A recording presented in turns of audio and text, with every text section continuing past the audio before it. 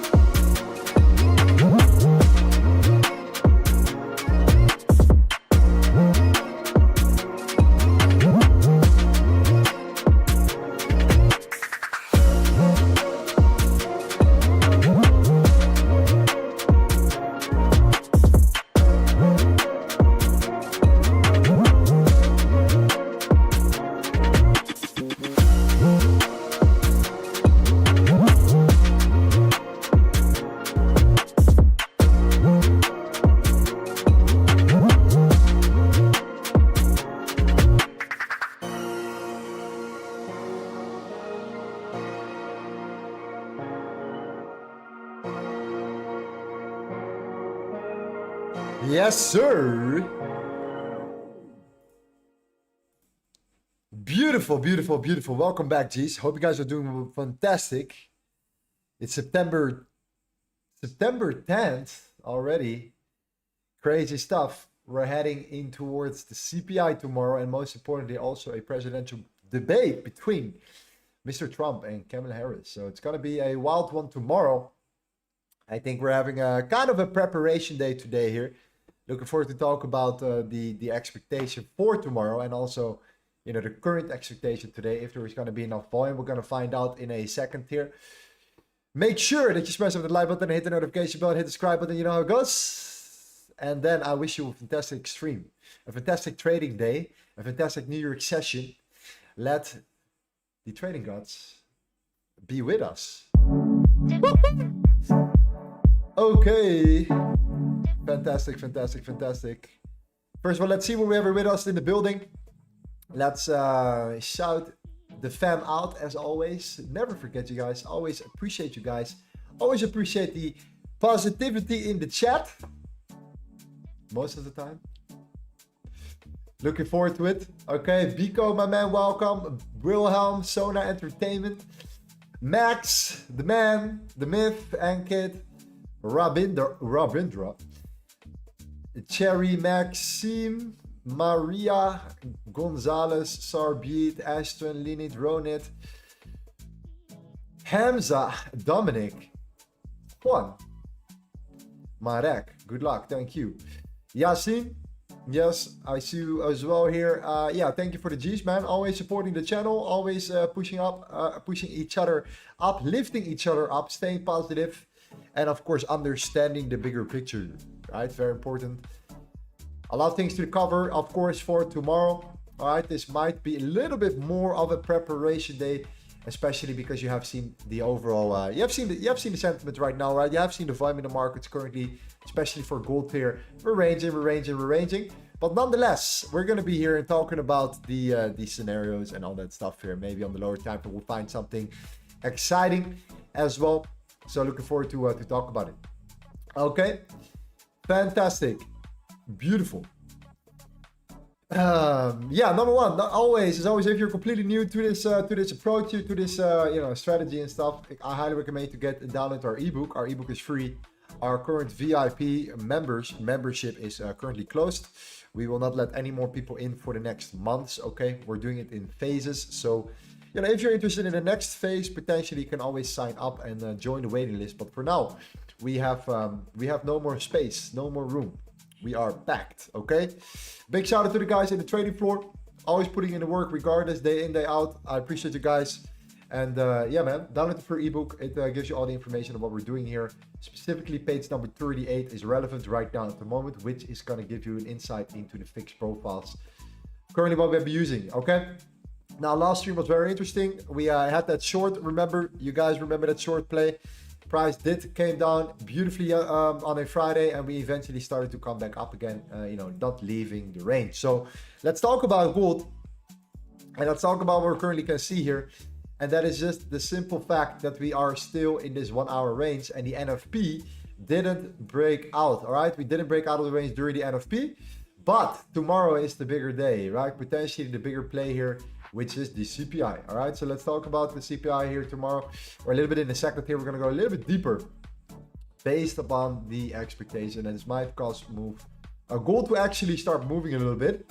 Okay, so this week is the CPI week. And then most importantly, don't forget, Thursday as well is the ECB interest rate decision as well. And I do think that the euro interest rate decision will also have an impact potentially on, you know, the gold price, on the dollar, and therefore automatically indirectly also on gold. Based upon that, I think that we have to also on a Thursday take that in consideration. Now next week we have also the CPI on the euro, the retail sales. And then I think the week after, if I'm correct, we have the FOMC. So for now, no news, nothing to really worry about in regards to the news itself. But we have to just dissect gold a little bit here. All right, we have to start looking a little bit of the gold price. Currently, what's happening here? We're currently trading at 25.07. All right, that means that we are still holding up quite nicely at this particular moment. In this overall range here, of course, yesterday Friday, we kind of came up here and we started to come down. It was kind of what we expected. Right? We were expecting that move here on a Friday, and then later on we expected that pullback and then that sell-off. And that actually happened. It took a while, but it actually came to fruition. Now we are back practically at that same level. We're back at that same level where we came from. So I really want to, utilize a couple of tricks, a couple of tools here, specifically in this range, because I do not believe potentially that today is going to be the day that we're going to leave this range. All right.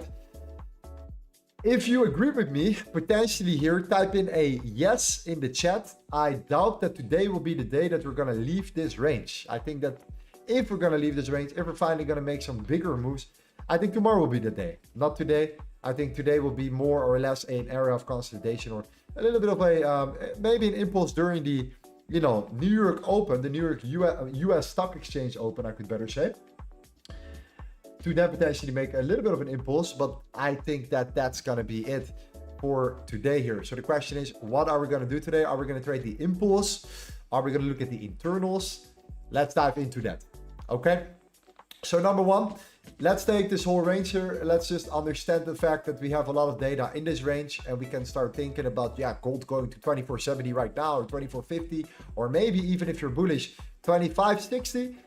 But we can also accept the fact that today will be just a little bit more of a slower day, where we start to potentially trade the internals. And if you trade the internals, we just focus on the internal structures, and that's it. Okay. So based upon that here, if you just draw the profile from the left to the right, then you can see that we have a very interesting level already giving us, and that is right now the major level of resistance, I think, in this range right here, which is going to be the 2515. All right, the 2515 is the fixed POC of this overall bigger range. This is the hourly time frame. All right, before we get back into that as well here, I want to just also align here that the weekly candle looks all right. I mean, we have been consolidating for a while. Every time we come up, we come down, we close bearish. We just are facing that same resistance also at 2515 as well on the weekly, and on the daily, same thing. The daily resistance is also around the 2515, 2516 as well. So that's your major level of resistance on the higher time frame. Now on the 1 hour time frame, if you just utilize this range, you guys can see clearly that the red line, the POC, the area where the most volume has been traded, the most orders were executed on that level, 2515. You can see right now that that might be a very beautiful level to short from. If price steps into that, we might be looking at the 2515 as our area where we could go short from, right? A potential short trade from that exact level. All right. If we then zoom in and we take the last internal range, which is right there, you guys can see also that this is also that internal range, right? Including the NFP.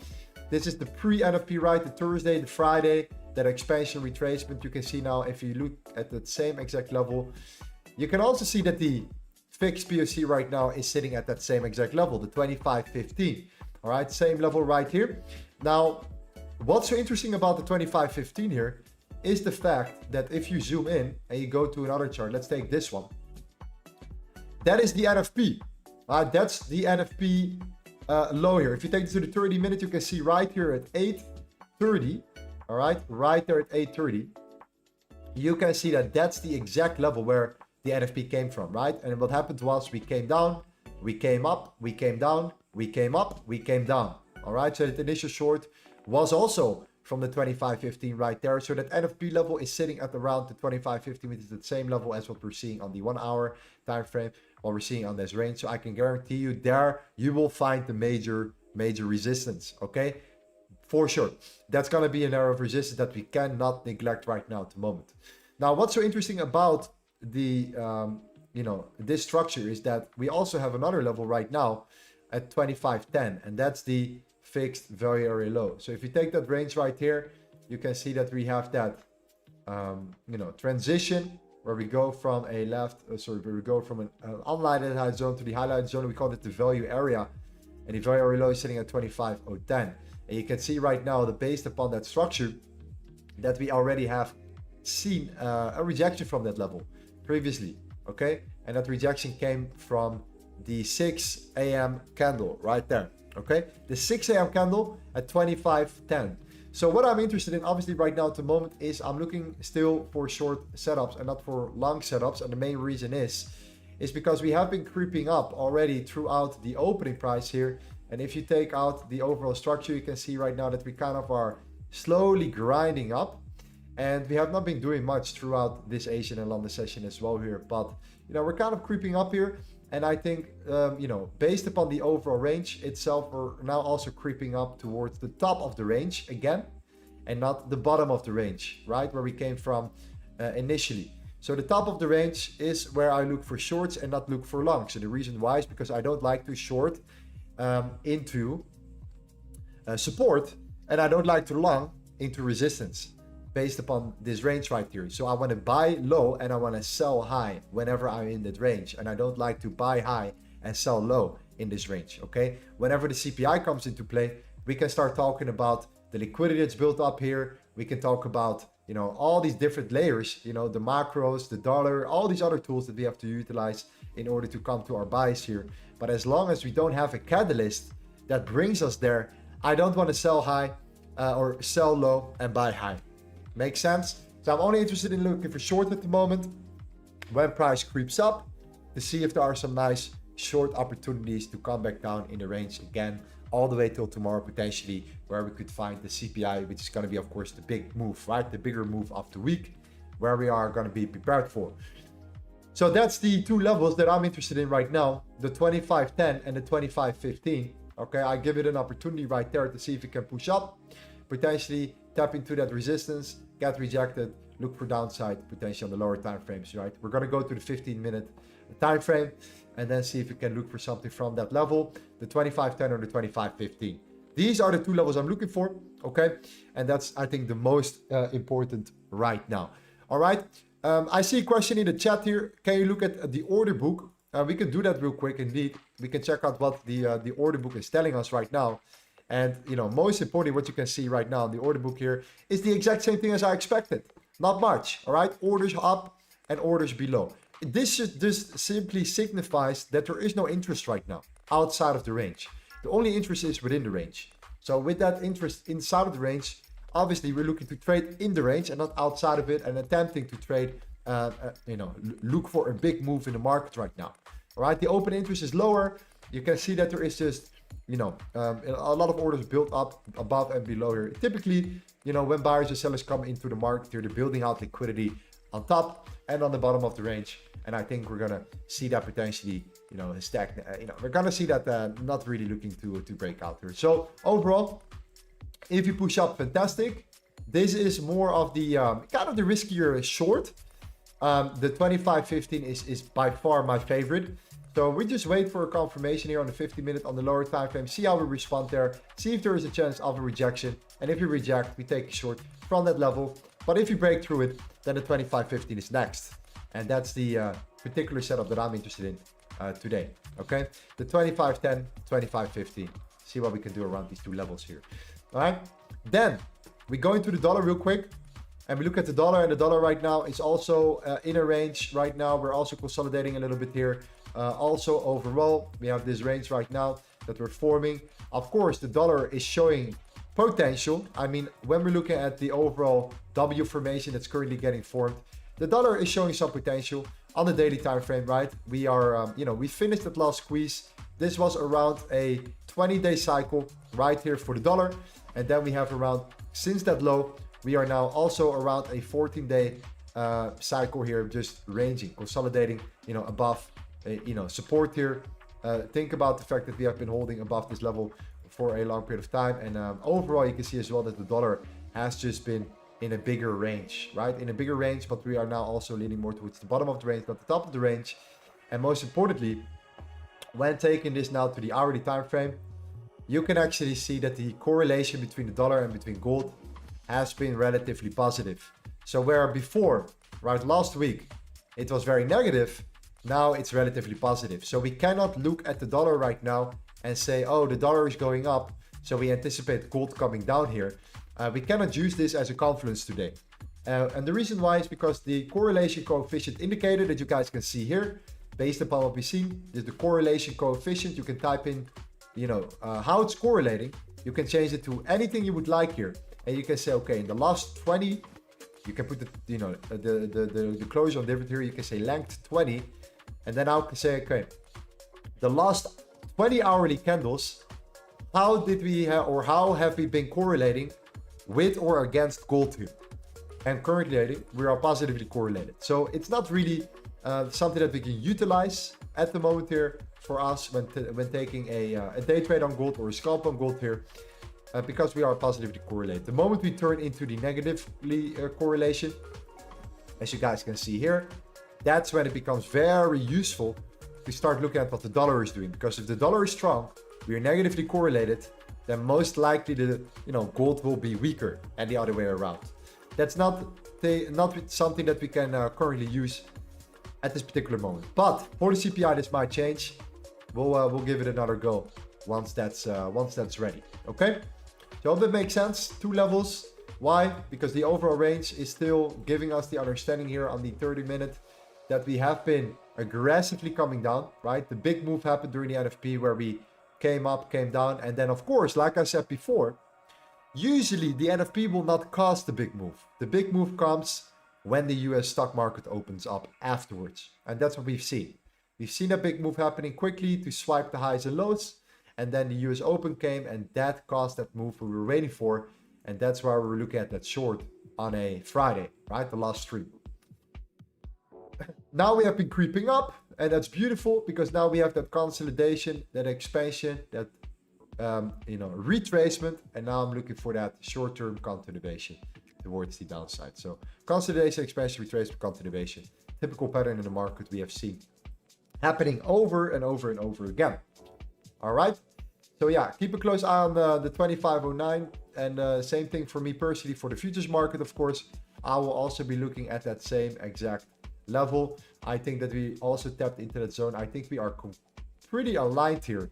Yeah, we're pretty aligned here right now at the moment when looking at the fixed value area low and then the fixed POC. We just have different price levels, 25.46 on futures and 25.38, whereas it is 25.09 or 25.10 and 25.15 on spot.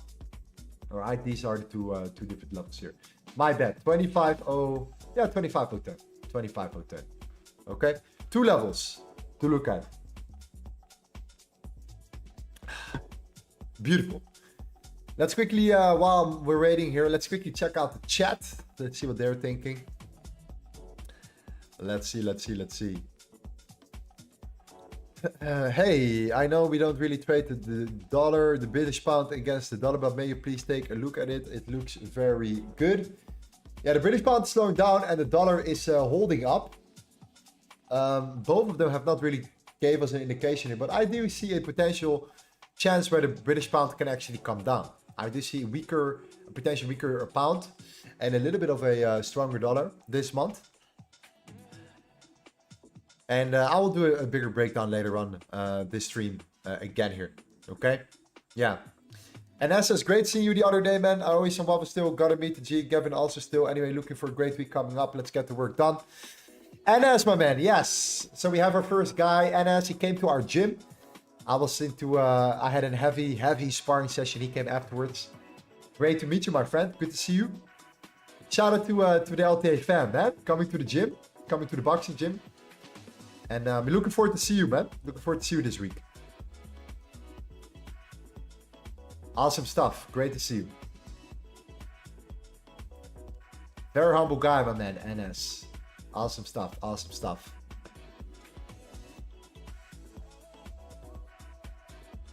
All right, we're tapping into our first level already. Let's see what the 5 minute does here. Let's see the potential this level has. And let's say we continue to drive, then 25.15 is next. Obviously, the 25.15 is next here. But yeah, man. Let's quickly look at the sessions. There we go. Asian high, London high has been taken out. London high has been taken out right now. So the London high has been manipulated. The London lows are at 2,500. So of course, if we get into a short here, I want to target the London lows. Right, the London lows is what I'm looking for if we can get into a short trade around this level.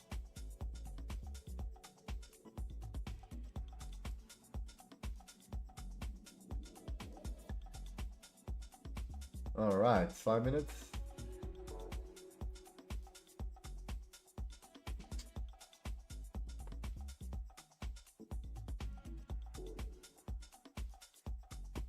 Yeah, returning internals.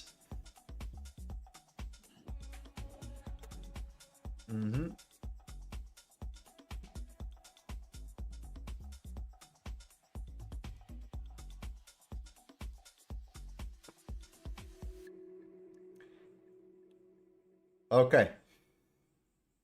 Thank you for the fundamental analysis video, Lorenzo. Yes, yeah, very interesting about the dollar. I mean, I got a lot of really good comments in the chat, by the way, in the comment section from our yesterday's video. It was a snippet of the live stream, but yeah, very interesting. And I like really the debate as well in regards to the dollar, because there is a lot of, you know, I would say a lot of interesting angles from the dollar, and a lot of also speculation, of course, based upon the dollar, where a lot of guys think that, yeah, but the dollar should be weakening. Right, and all the whole sentiment is pretty bearish on the dollar as well right now at the moment, where guys are saying, yeah, but the rate cuts are coming. That's one layer. What about the money supply? What about you know, the overall tendency of the dollar here? And we also have to take into consideration that, you know, the dollar has been coming down significantly, and while that has happened, the only thing that the large speculators have been doing, the hedge fund managers, you could say, or the big banks, they have been buying up the dollar. So they are increasing in their position size, while, you know, us retail traders are actually so bearish that we are now at a 4-year bearish low at this current moment. So it's a very interesting topic to talk about, and that's why I really like the statement that Larry Williams made as well in the 70s and 80s here. On my, you know, the big inspiration from my, you know, fundamental analysis comes from Larry Williams. As well here, one of the legendary OG retail traders. You know, he won the Robbins Cup. He took $8,000 or $10,000 to $1 million swing trading his way up, utilizing a couple tools that we're now implementing as well here, and like recreating. So it's kind of an inspiration from the man himself. And you know, he said some very important things that I've learned from him at this particular moment. And that was, you know, instead of just, you know, observing and looking at the charts, you know, understand, you know, who is actually moving the charts, understand the guys that are actually buying and selling, right? So most investors are looking at the chart instead of the buying and selling of the people who move the charts. It's a famous quote of Larry Williams. And I really stand by what he says a lot here, because, you know, if I would believe the market sentiment, my brokerage firm, or whatever the case may be, they all would give me the, you know, the signal of the dollar coming down here. But we have to also understand that the dollar has been coming down significantly over the past months already. We're talking, you know, a serious amount, around a 5% decline over the last 90 days here, right? We are now establishing from a technical standpoint somewhat of a W formation, and we can go into the CT data and also see what's happening on that end.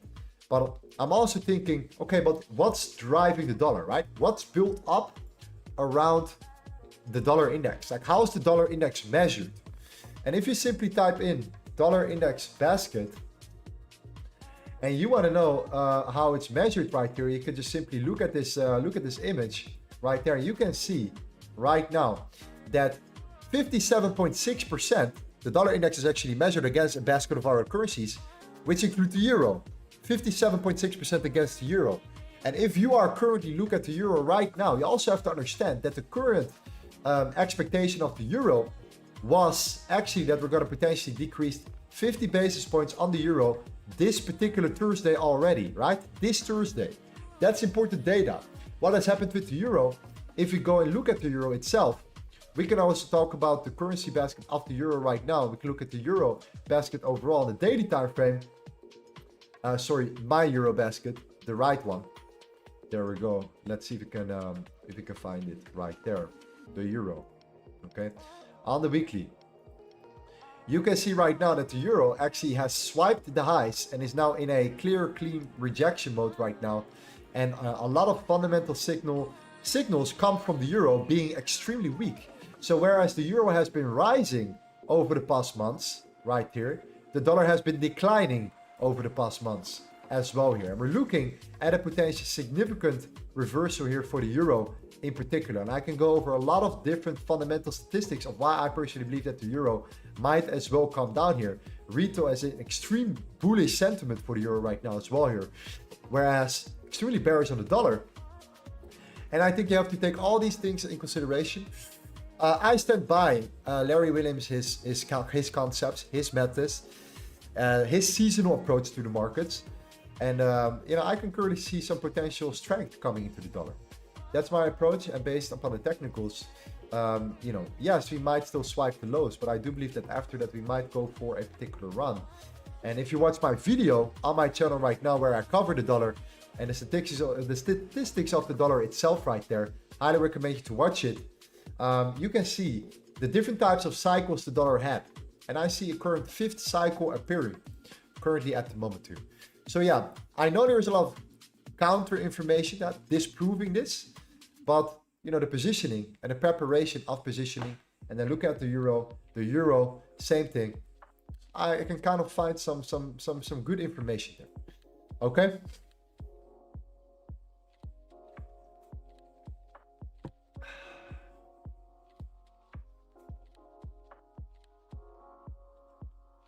What do you mean by the commercials or big speculators? The commercials are the users and producers positioning themselves, and large speculators are, the hedge funds positioning themselves into the market as well. Reported positions in the market. The commitment of traders report comes out on a weekly basis. It's it's a necessity. It's a free report. You can find it yourself, and you can see exactly what the bigger players are doing, like how they're accumulating or how they're distributing their positioning, if they're hedging themselves against any risk, whatever the case may be. You will figure that out right there. Okay.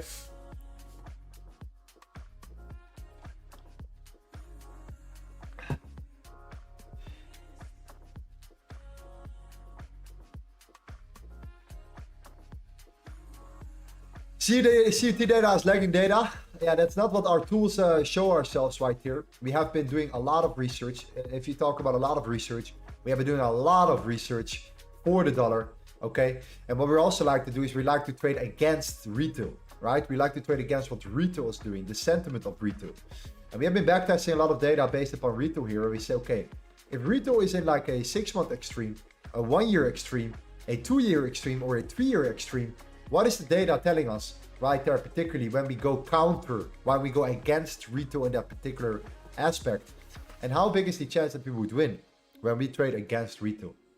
And we came to some serious, serious results here of, around about a 76%, a 91%, and 80% win rate against retail when trading with the trend. So not against the trend, when trading with the trend particularly. This is also important information to look at for us as well when looking at the dollar. And currently you can see that retail is at a significant bearish sentiment, like extreme bearish. Like we have not been this bearish in the last 4 years on retail. And I'm not talking about just the sentiment, I'm talking about the current positioning on the futures market as well here. So of course I would never come up and share data that I do not backtest myself deeply with our team.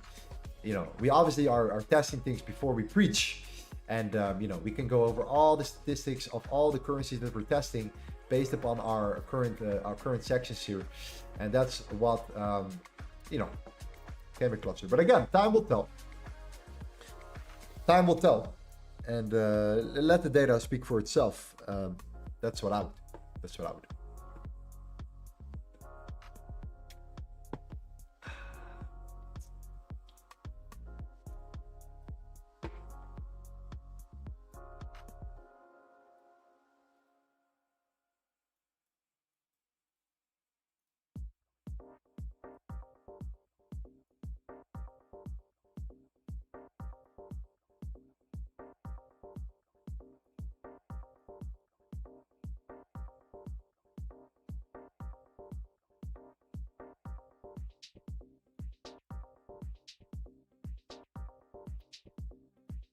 All right, so far the gold is still holding up very, very nicely. It's actually holding up very strong. So I don't see any short potential from this level here. So we might have to look a little bit deeper, unless we break down and we start, you know, closing the hourly candle below here. I think we're pushing up here quite aggressively. You can also see that we pushed up with a minimum bottom wick here. We have also a pretty cool, beautiful gap right there sitting below, which I definitely want to highlight. But you know, we're pushing up. We're pushing up aggressively. No need to short right now. I never force myself into a position right away, unless I have the accurate statistics. Same thing has happened last week on a Friday. That was a clear trade, a clear short there. But in this case, we might as well push up a little bit further.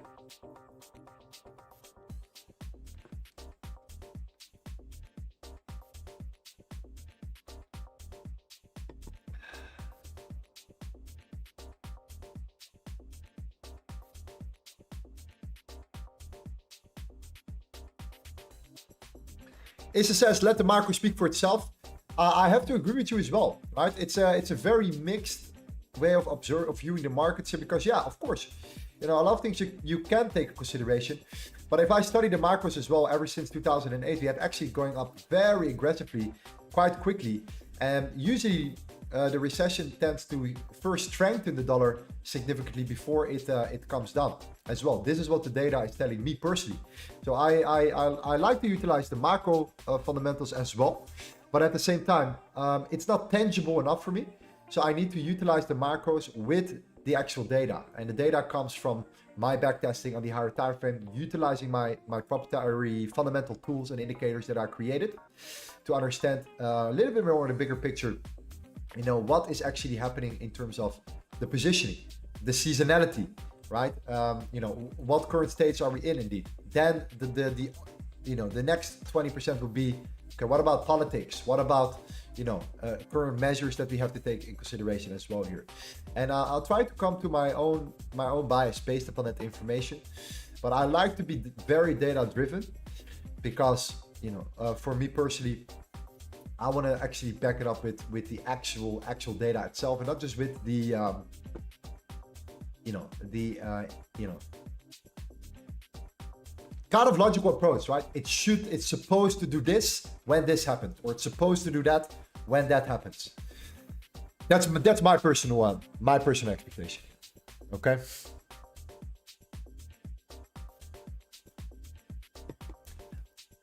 And to bottom it out, there will be more dollar in circulation, hence worth less.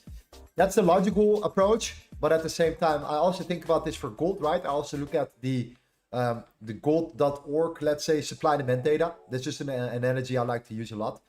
Is, for example, when I utilize the supply and demand statistics for gold to determine what is the supply telling me and what is the demand telling me, then sometimes what I will find out is that the supply increases, but also the demand increases. So it depends on the perspective here. Yes, sometimes it's true. The more supply, the more it dilutes the currency. But if the demand increases simultaneously with the supply as well, then you're not going to see the direct effects of it. Okay, that's my my approach right there. But again, of course,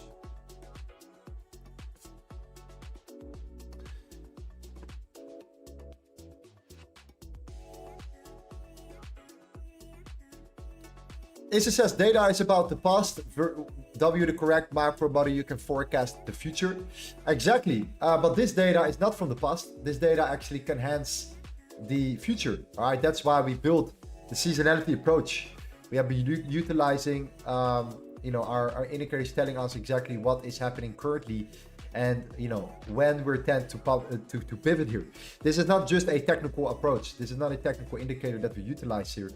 We like to use proprietary fundamental indicators to determine and get to a bias here. So yeah, man. Same thing for gold, by the way. The gold has been respecting the seasonal trend as well, tremendously, which I like to use as well here, based upon the seasonal aspect of it. But yeah.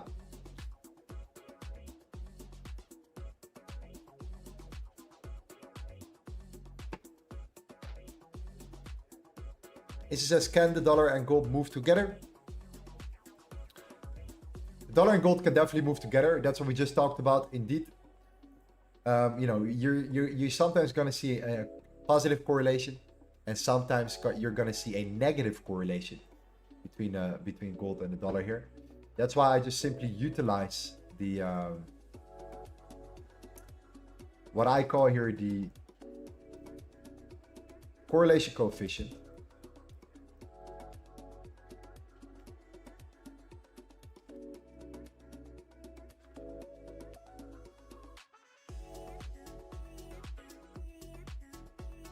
Correlation coefficient.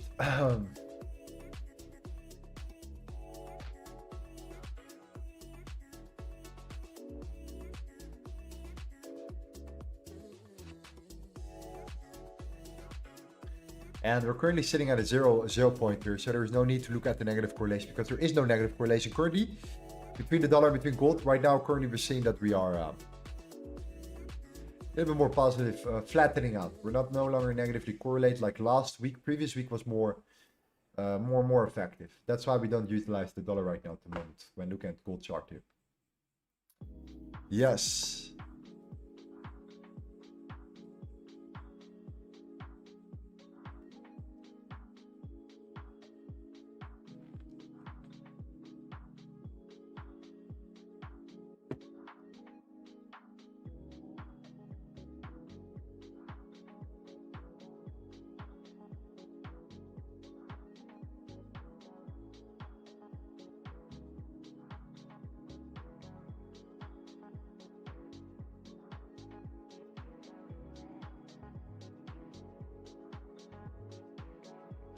So we're breaking through the 25.10, so no shorts that I can find from this level right here.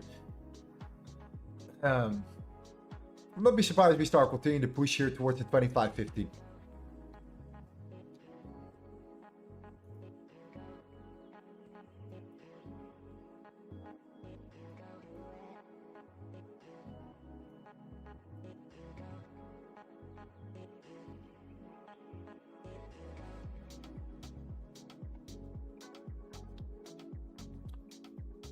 My man Enjoy TV says, I do not get it. I think the US opens at 14, but people say 15:30. So I assume you are in Europe, if I'm correct. So 8 a.m., right? New York time. 8 a.m. we have the New York Open, and then the pre-open, and then 90 minutes later the New York Stock Exchange opens up. All right. There you go, my friend.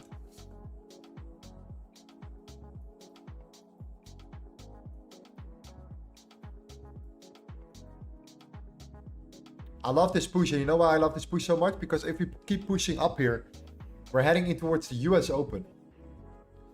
And if the US Open gives us that, if this comes up super aggressively, and the US Open then comes over and says, you know what, guys? Let's reverse it. Let's reverse it. Let's see if we can reverse it today.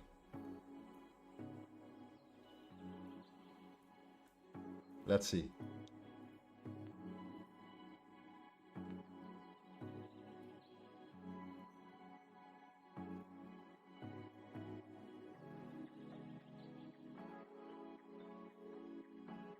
Let's see if we can find something like this here.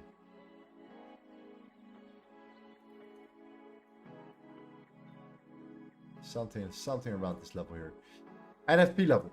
NFP open. PVC with the bigger range. Massive move, by the way, suddenly. Right before the hourly closure. So I like that. I like this aggressive move here.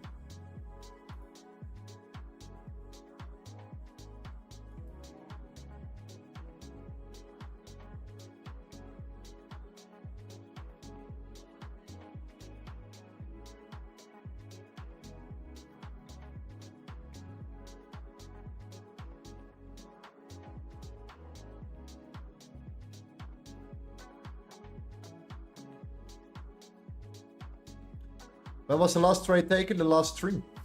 The previous stream. You guys remember what happened?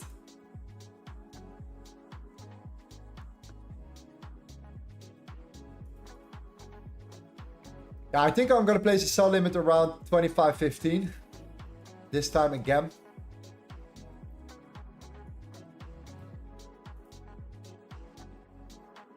Which is for me a little bit of different price on futures, but 25.16, 25.15.9.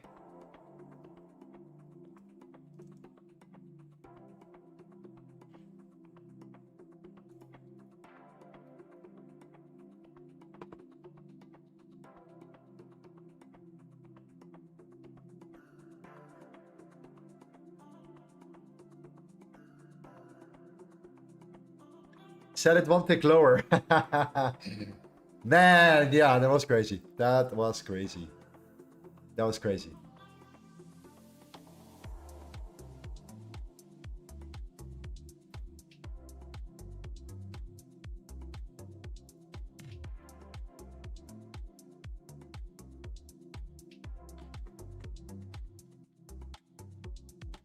But you're taken against the bullish bias?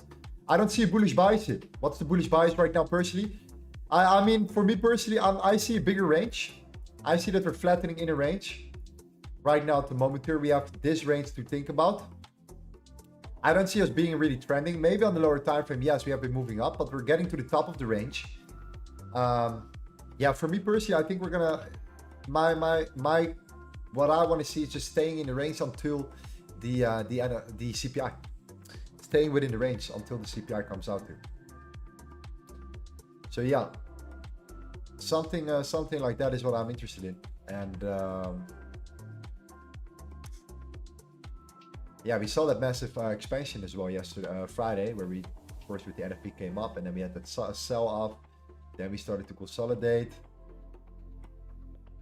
slowly creeping up here. Now a big aggressive move up, which is kind of interesting. 30 minutes before the before the New York Open or the US Open. So yeah, for me, 25.15. Yeah, you're right.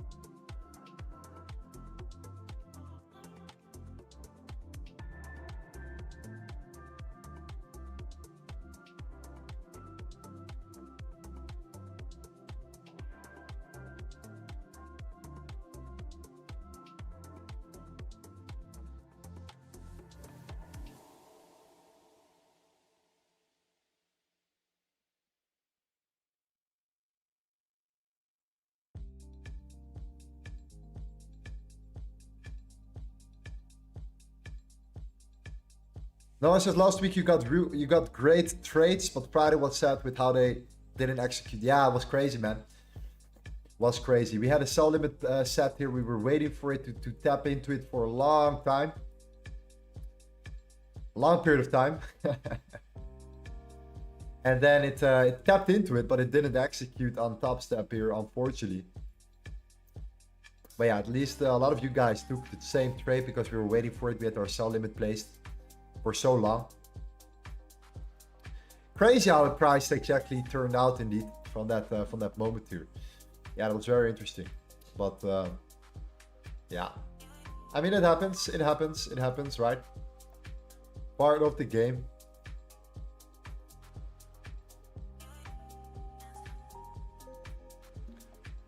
Part of the game. We're waiting for it so long. Where was it?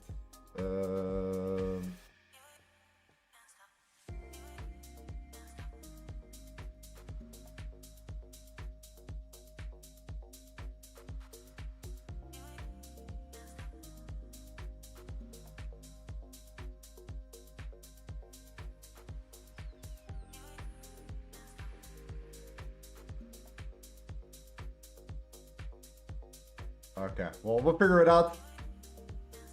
We'll figure it out. Oh, there we go.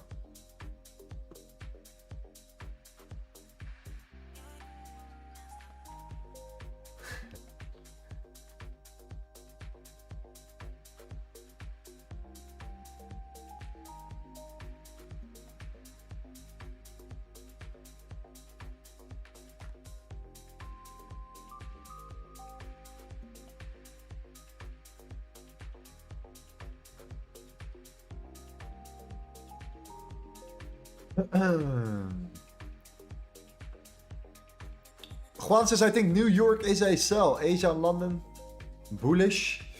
That's all what I'm interested in. Yeah. Mine got activated. Wow, what's your spread, man? What's your spread?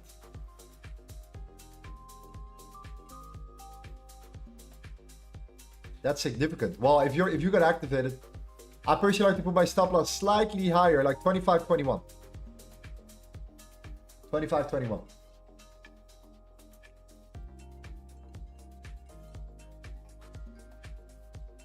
Something like that.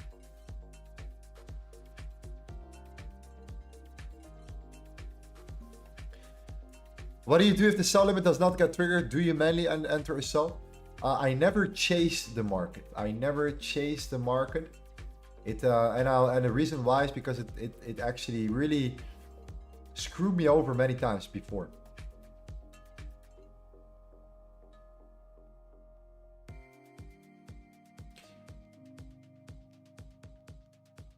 But I don't like to chase the market. I like to just wait for price to just get to it. And that's it. That's it. That's it. That's what I like. That's personally my style. We're not always taking sell limits though. Sometimes we are taking buy stops or sell stops. I mean, don't get me wrong. But that's usually in different market conditions. This is just a range on the 1 hour time frame. We're in a bigger range. We are now just coming back to the top of this internal range of a bigger range. And yeah, I mean, the CPI is tomorrow. So yeah, I just have not too many high expectations of us making big moves today. So yeah.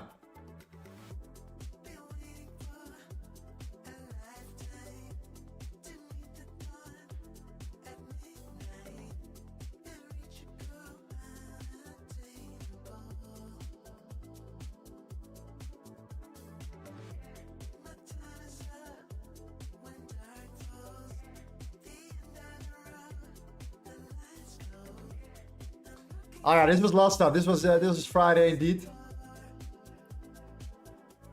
You tell me if this was supposed to get triggered. This had to get triggered, right? Let's be honest. This had to get triggered, correct? This was supposed to get triggered. We're talking futures here, right? We're talking futures. We were waiting for that moment for a long time. We had this limit order set an hour before. So yeah, how it eventually indeed took us there, and you know, that's just a part of the game sometimes then. It is what it is. It is what it is. Funny enough, it's the same level.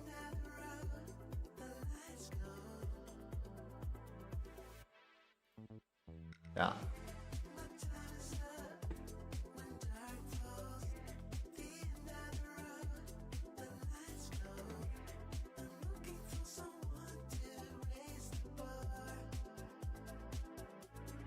The minister says I'm on FOREX and I got triggered. Well, that yeah, that's crazy. That is indeed crazy. Oh, don't do it.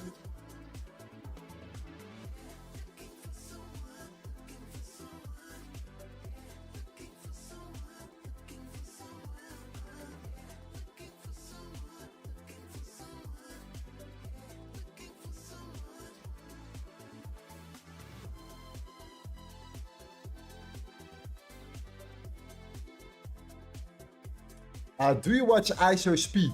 Not really. No. Why?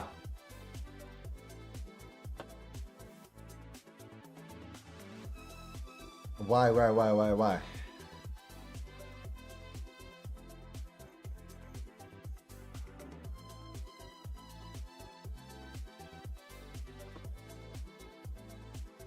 Let's see if we can push up. Let's see if we can get that squeeze. I would love to see that squeeze, that final squeeze. I put it slightly below though. Slightly. This time. Based upon the structure itself.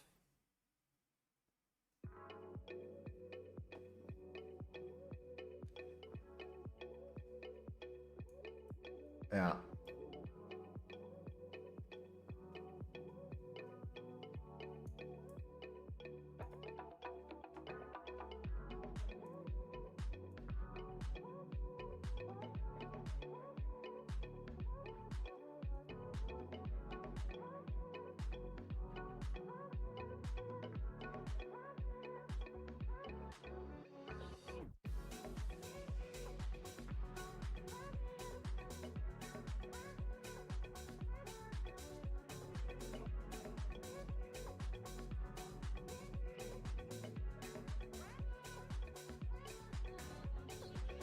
G, my fixed very low is 24.95. Meanwhile, my fixed PC is the same as yours. Why is it different? What broker do you use, my friend? What's your broker? Maybe it's the broker. Maybe you use a different broker than me to analyze your charts. Maybe that's the reason. That could be the reason, right? Tarek says, hey Lorenzo, I'm thinking about signing up with Vantage. Do they allow crypto deposits and withdrawals? Yes, they do allow crypto deposits and withdrawals. The only thing that I do with Vantage is literally the only thing is I only care about crypto. I'm a crypto guy, so I need a broker that allows me to trade with crypto, so deposit crypto, withdrawing crypto, and that has still a long track record, right? At least a 10-year track record for me. If I don't want to deposit 6 figures on a brokerage firm, I want to make sure it's at least 10 years old, minimum. And then it allows crypto as well for myself, indeed. So yeah, Vantage was that one. Correct.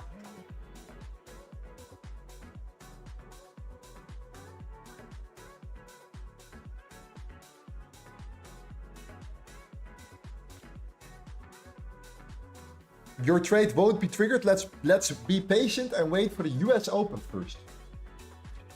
Let's see if the US Open will give us that triggering.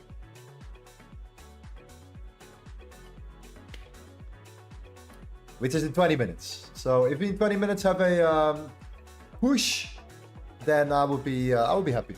All right. It will not be the first time when we push down, US Open comes, we push up, then we push down again. So it's worth to keep the sell limit right now, and see what happens.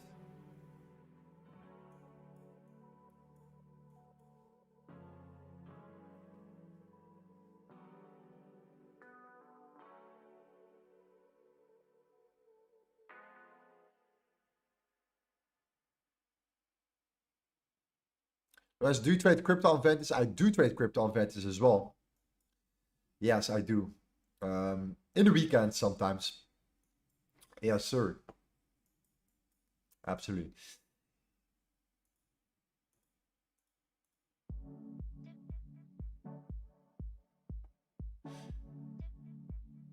Big Work Energy says Vantage is a top broker, been with them for 5 months now.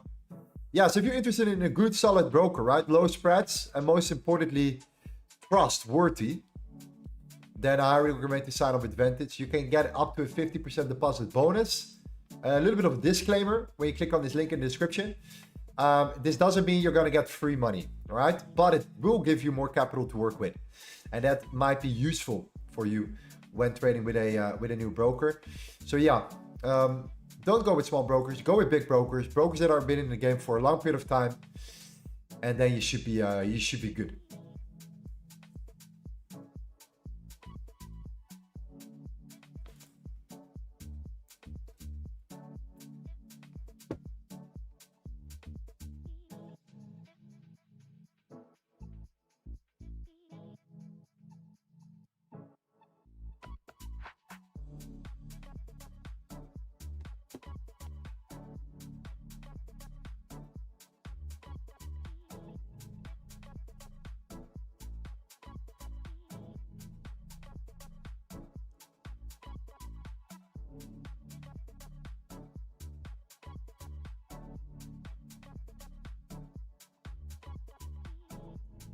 Where's Vantage from? Yeah, Vantage is a regulated broker from Australia. It's an Australia broker, and they're regulated by the Australian Securities and Investment Commission. So it's kind of like your Australian SEC. So that requires you to, to follow some strict guidelines in regards to the overall structure. Yeah.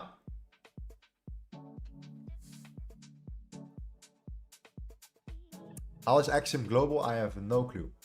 I have no idea. Maybe somebody in the chat knows, but I don't know. I don't know.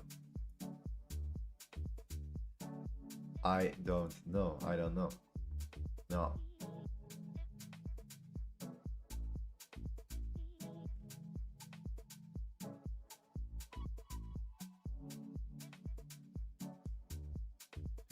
Look at a 5 minute real quick. Or even a 1 minute. We're kind of creeping here. So if we shoot up, I would love to see that consolidation here. Let's say that consolidation here, guys. So we consolidate on the lower time frame before the New York Open, the New York Stock Exchange Open. We then manipulate the highs, we get triggered, and we sell off. That's what I want to see. That's what I want to see today.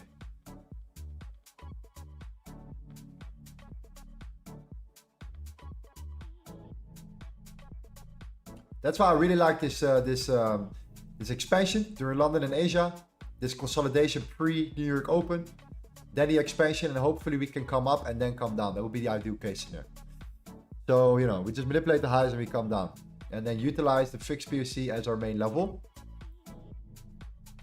which is the NFP, the NFP high, low, whatever you, no, not high and low, the NFP open. No.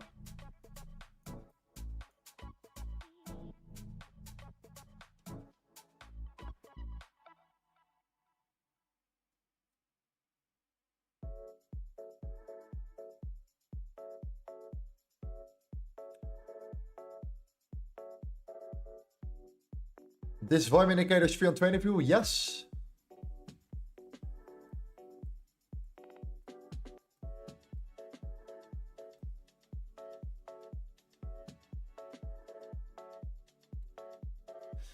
Buddy Boy says, what do you think about split risk positioning instead of all at one level? I do like split risk positioning, so not going all in on one trade. But then I have to make sure that the levels are actually legitimate. I'm not going to say, okay, I'm going to just take every level I see and I'm going to just take a trade. If that makes sense. It really has to align. Yeah.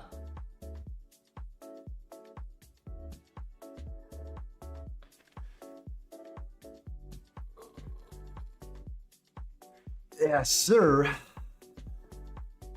What a move up, huh? By the way, what a forced, beautiful move to the upside. 900 pips, sorry, 900, 97 pips to the upside in the previous hourly candle.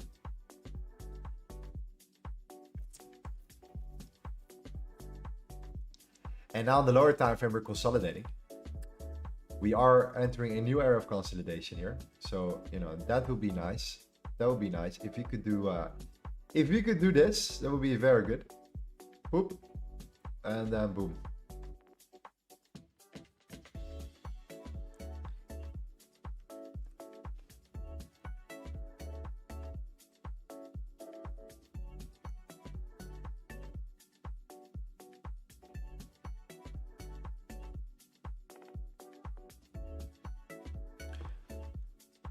How long does it take to withdraw crypto from Vantage? I mean, when I take a withdrawal, I've done last time I did a $20,000 withdrawal. And I got it in like 2 or 3 hours. However, during the week. So not in the weekends.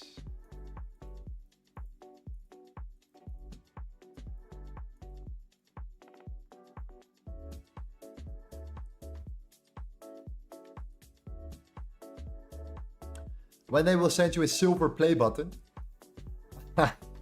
So my silver play button will get sent to the Netherlands.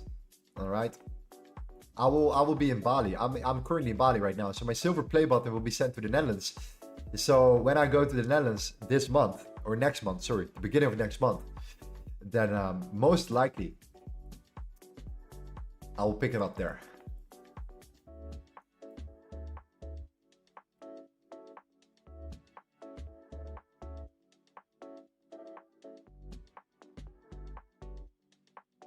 Most likely we'll pick it up there, yeah.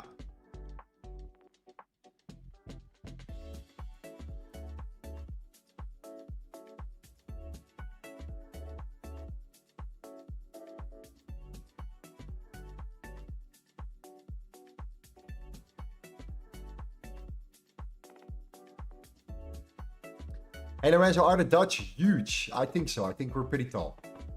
We are pretty tall. I'm not 100% Dutch though. I'm mixed. So my father is Italian and my mother is Dutch. So I'm 50-50. But I'm like 6'3". What is that? Like 190 centimeters? And I'm kind of, to be honest, like if I look at my group of friends, I was pretty average. I was pretty average. So I'm never the biggest guy. I'm never the biggest guy, never the tallest guy. There was always that one or there were always these guys taller than me. So yeah, no, I think we're pretty tall for, you know, in comparison overall. So yeah.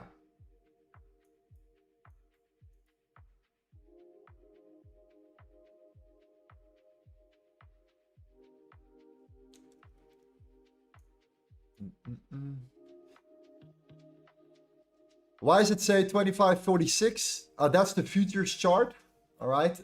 For me, that's my limit order on futures. But on gold spot, it's 25.15.9. 25.15.9. Yeah.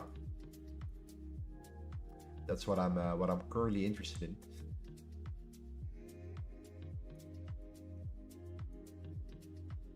Dollar is just ranging.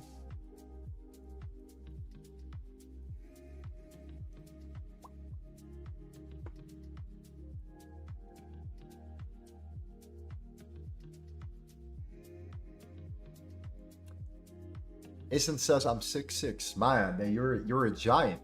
You are a giant, my friend.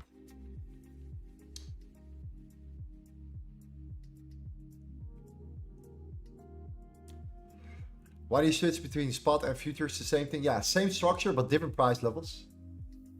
Different price levels. Yeah, sure. Yeah.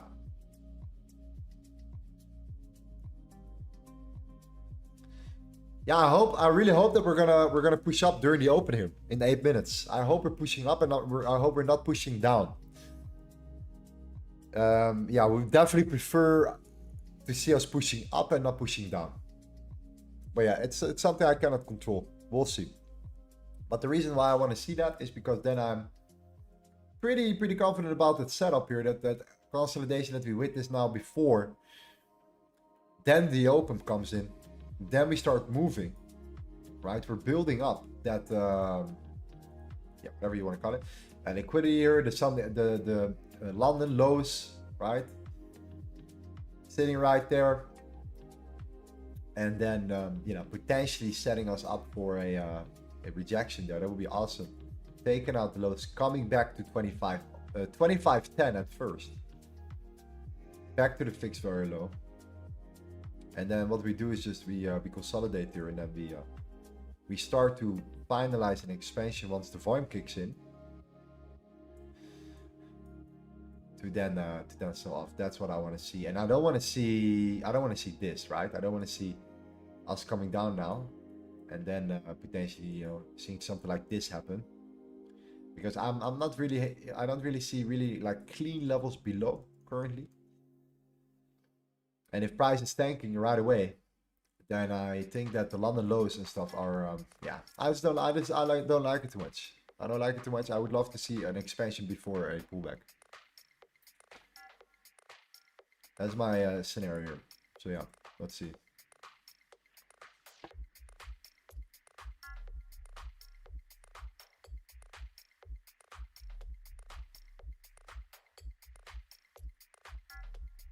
Do you trade crypto with leverage or normal buy, hold, and sell? I do take some leverage trading positions, but I'm very swing orientated. So I'm very swing. So if I wait for the right levels, I'm holding my positions quite for a long time here, and currently I don't have any swing positions open for crypto. I just own a lot of it. That's the goal.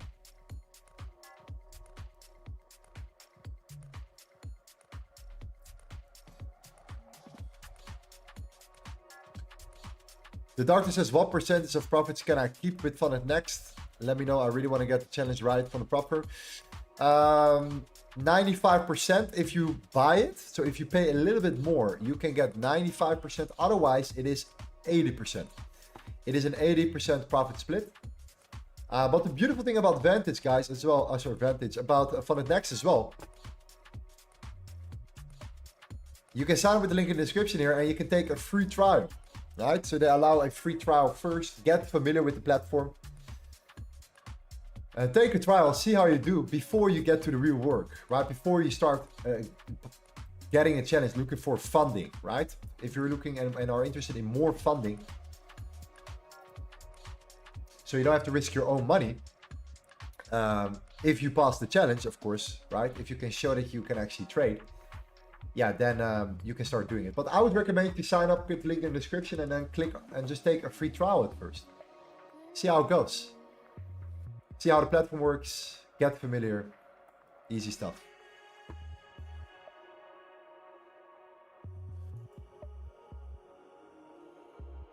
So we have 3 minutes and 46 seconds for the New York Stock Exchange open.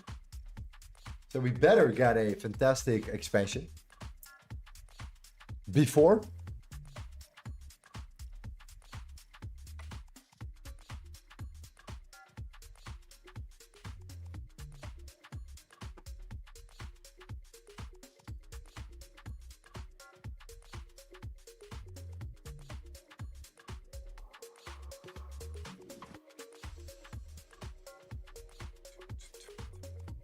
So if we should move around, probably around now. Like a minute, in 2 minutes, something like that. We should start moving a bit.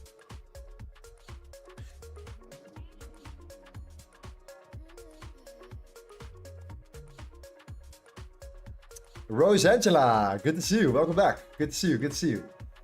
Hope you're doing well. Pierce says, Lawrence, what's the reason for selling? What will be your stop loss? Go back I always do my analysis. You know that, my friend. You know, Pius, my man, you're an OG. I respect you. You can go back and watch my analysis. The reason why, right?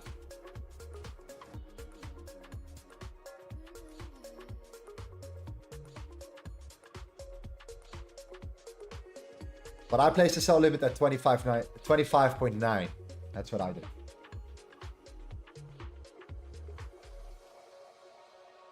At least if you would sum it up.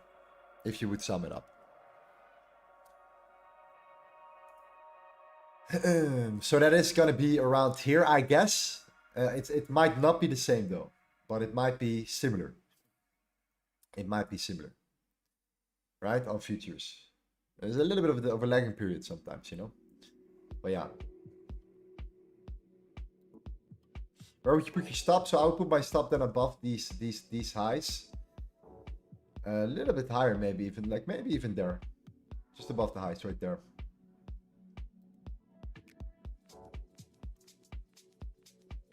But you know, 25.21. So it's like there. And then fix very low and then lower, potentially lower. That's what I'm looking for.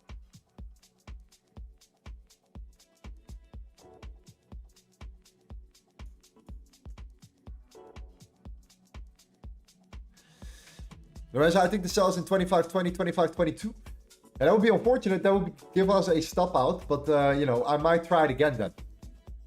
I would be fine with taking another trade if that's the case. Yeah. The fix very high. Might be looking for that as well. But, yeah, no. The fixed PVC for me is a serious level. It's a level that we have been utilizing here. If you look at the overall bigger range, I really want to see what's happening around this level here. We're kind of filling up some of that structure. So, and then the internals aligning with it. I just see definitely reaction from it potentially. But yeah.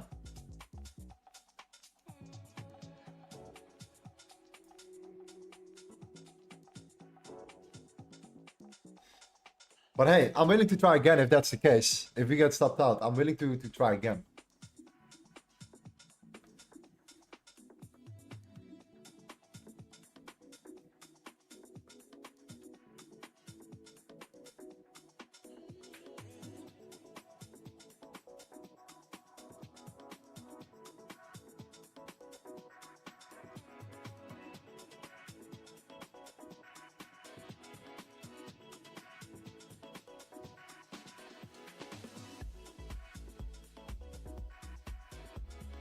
Where's your stop loss? I don't have a stop loss yet here, set.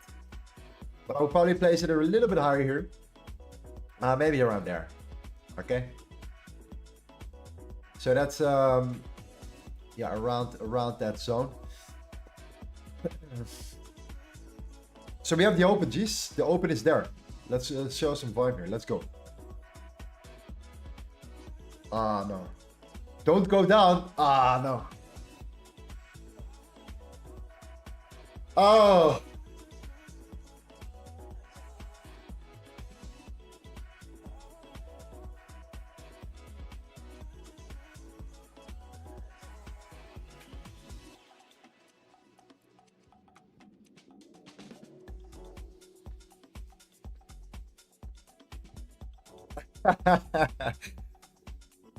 Yeah, we opened, we shoot up, and yeah, we came kind of down here. I don't know how far we came down now. Around 30 pips, 35 pips.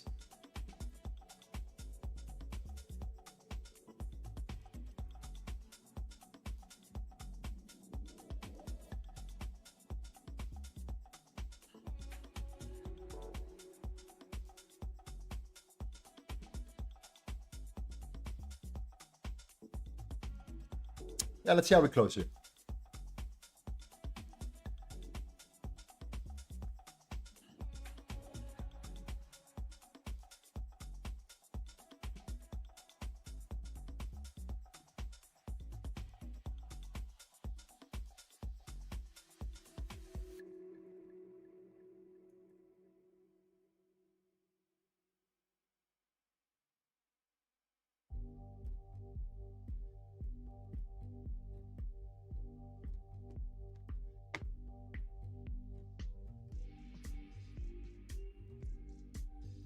Lorenzo, have you ever looked in the 4-hour closure, but the one happening is 2 hours after the one we... Lorenzo, have you ever looked into the 4-hour closure, but the one happening 2 hours after the one that we use?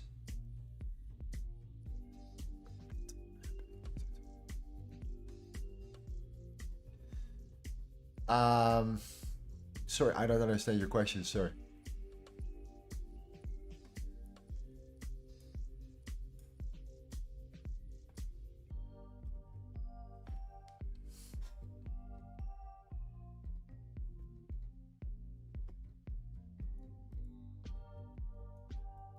Yeah, I still keep the limit order for now, for sure. Yeah.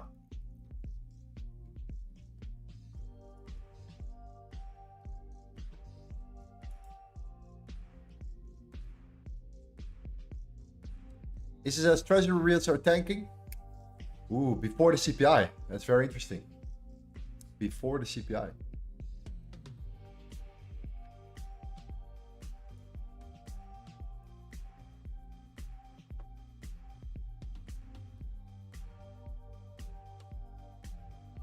Ah, okay. Yeah, okay.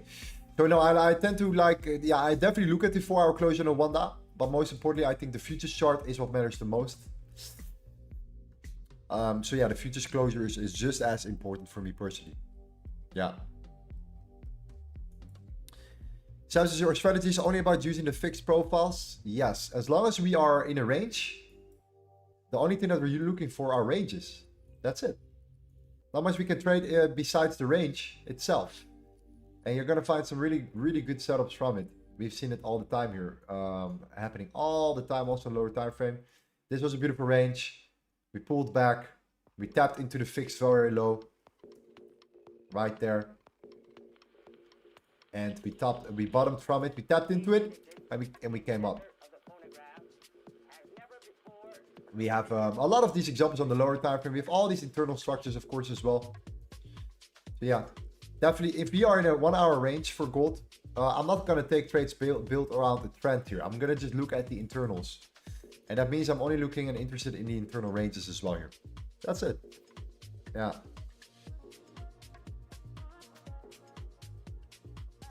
But the moment we leave the range, right, the moment we start to leave this range overall in the 1-hour time frame, we start to finally break out. I don't care which direction it is.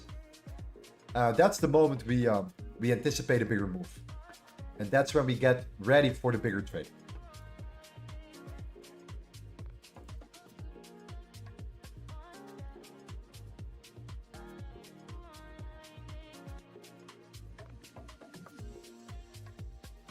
So to be honest, guys, I think the move kind of happened here, right? We did see that consolidation. Now the New York US Open came up, and now it's selling off here. So I'm still gonna wait for the internal push here, see if we can get somewhat of a a reversal play here. But if this is a false sell, I'm still holding my limit order. I'm still holding it for now. Regardless, I'm still waiting and holding it. Unless we get to the 25.10, then there is no need for me to hold the sell limit.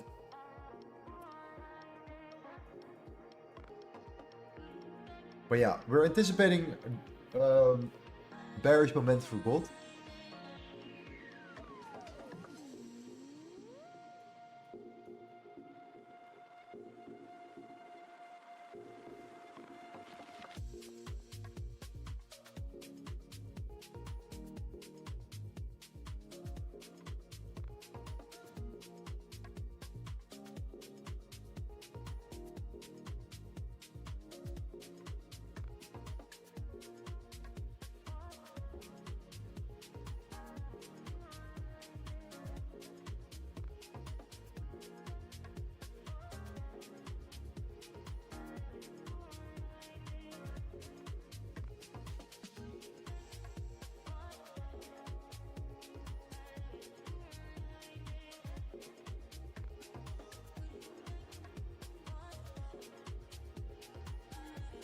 Hey Lorenzo, why is it sometimes that the Nasdaq goes up and the US 30 goes down? Aren't they supposed to move the same? I mean, if you simply look at the Nasdaq composition, right? The Nasdaq is just really heavily weighted towards technology stocks, right? You have Apple, Microsoft, Amazon, Google, you know, just making up for a significant portion of that index. So when it comes down to the Dow Jones, right, this kind of includes also the 30 large established companies, like, you know, across various other industries. So you're not always going to see the same movement, the same price movement happening around the Nasdaq and the Dow Jones, even though, of course, a lot of tech stocks are also in the Dow. You know, they're not always moving the same way. That's for sure. Yeah.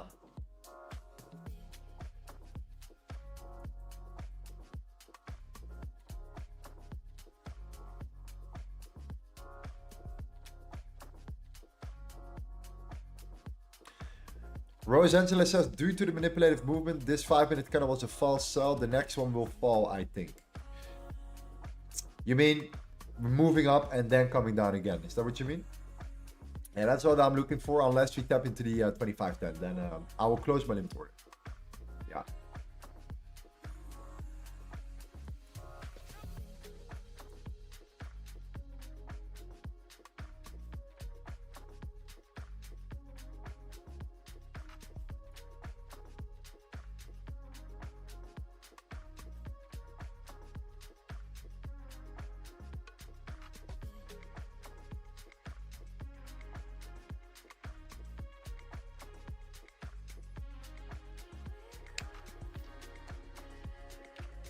Now the price, it will go directly down, Habibi. Yeah, it looks like it now. It looks like it right now. My limit order was there. 5 pip difference. 5 pip difference. But I have to stick to my strategy. That's it. Because my strategy, you know, does what I wanted to do.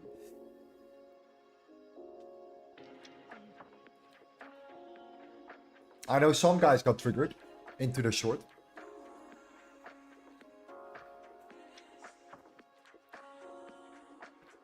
Shiny says, bro, my limit pip was a 2 pip difference. Wow. Yeah.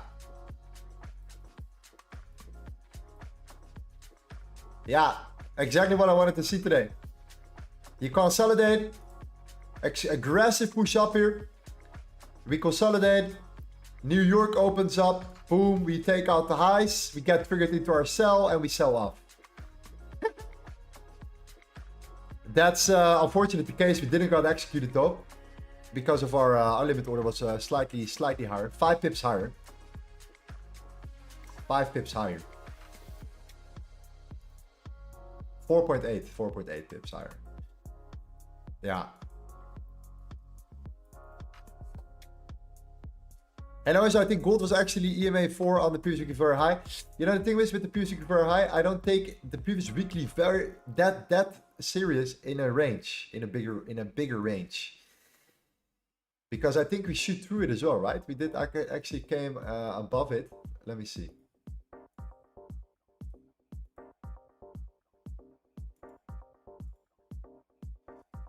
There we go. There we go. Yeah. We tapped to the previous weekly very high there. But yeah, indeed, in this case, for me personally, it was still worth that extra squeeze. But it seemed like our analysis was exactly what we wanted to see here. Let's see how big it was on top step here.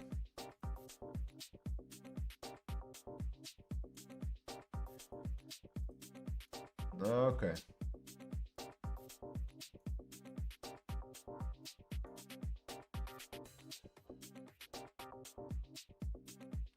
Big Mechanic says, on to the next. We do not chase. I agree, man. We don't chase the markets. We will get triggered. We will get into our positions. You know, at least we can, you know, we have an understanding of what's happening here. We have been here before, and we know how the market moves. And this is not really a surprise. This is not really a surprise, right? So, yeah, it's exactly what we kind of wanted to see here. Expansion and beforehand a quick manipulative move here, and the reason why is because the hourly candle, right? The hourly candle here was super aggressive, randomly, like a random push, And then suddenly, before the US Open, we started to consolidate. And then the US Open comes up. And boom, immediately what it does, it squeezes up one more time. Right? Very close to our entry. It squeezes up one more time. And it sells off. So yeah. We dapped into the 25.4. Our entry was at 25.9. Yeah. So yeah, I have to cancel now my sell order, guys, and look for another possibility here. Let's not chase anything, and let's see where we go from here.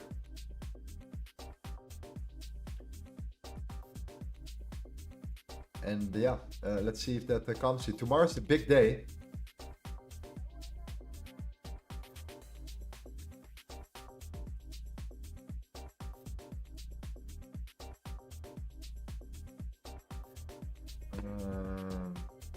Yeah, dollar is just doing its things, holding up a little bit. And look at this. Look at this. This is what I mean. This is exactly what I mean.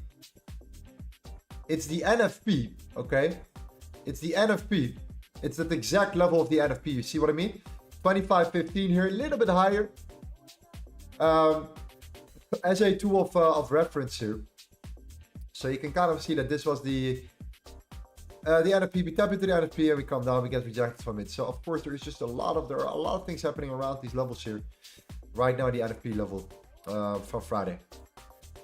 So you consolidate, you expand, you retrace, and now you look to take out the lows here of that hourly candle here, which probably brought a lot of buyers into the market, stepping into the market here, inducing a lot of FOMO, triggering a lot of guys here, buying.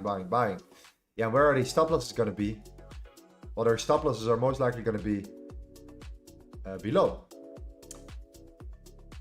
So yeah, let's see if this is just going to be a bounce and we come up again, or if this is indeed targeting, you know, if the target is exactly the lows here.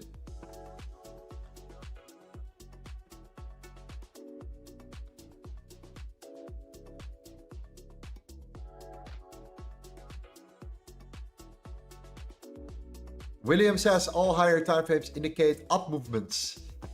And it's easy to say in the trend, like you know, on the bigger picture, on the higher time frame, I would agree with you. But because we know, like, yeah, we are in the higher time frame, but at the same time, we are also in a range. And whenever we are in a range, I'm also taking it very serious. I know that I have to adjust my strategy, and I know I have to start looking at the internals a lot more when we're in a range. Accept my fact that we are in a range here. We have then an internal right there. We have the internal right here. We have an internal, yeah, from a previous range right there. We have an internal around here, and then we can take it to the lower time frame over and over and over again, and we can start looking at all these internals. And I think this is where the trades come from. So if you're looking to trade internally, when you know that you're in a bigger range, then that's where we look for trade setups. We look for the internals. And then, I mean, this is on the 1 hour, but you can take this to the 15 minute. And in that 15 minute, you're going to see 15-minute ranges. You're going to see all kinds of different levels and things that we could look for our entries right there. So as long as we stay within the range, I'm only interested in trading also, of course, automatically the internals and not the externals. So as long as we are in the range now, I'm not going to be too worried about the externals, unless we leave it, unless we leave the range at some point. That's when I would say, okay, now it's time. Now it's time to start looking and thinking about the potential externals and the bigger moves that can go from there. And you're going to find the better setups overall. The better setups overall once we leave the bigger range, or the bigger setups, that's a good, the bigger trades. Right there, okay? Thomas says, actually, I find you. I'm in from 25.15. Thanks, Lorenzo. Okay, good for you, man. Good. That's good. For now, we're heading into the next hourly candle closure, and if the hourly candle closes below the 25.010, I think that we will have a hard time. A hard time with coming back up.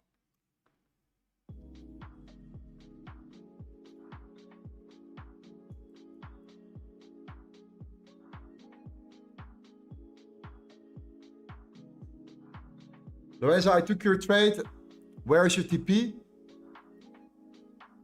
I would say already now is a moment where you could think about, you know, taking profits here because of the fact that you are back in this initial range when it comes down towards the 2507, right? The previous high here, that structure. You know, there are many scenarios where you come down and you bounce from this and you start pushing back up again. If you're gonna come back up all the way, I doubt it for now. But at least there is a chance you will potentially bounce from the 2507. So yeah, I would start thinking. I would start thinking about taking some profits, but not everything. Not everything. I would hold a little bit here, a little bit more. All right, something like that.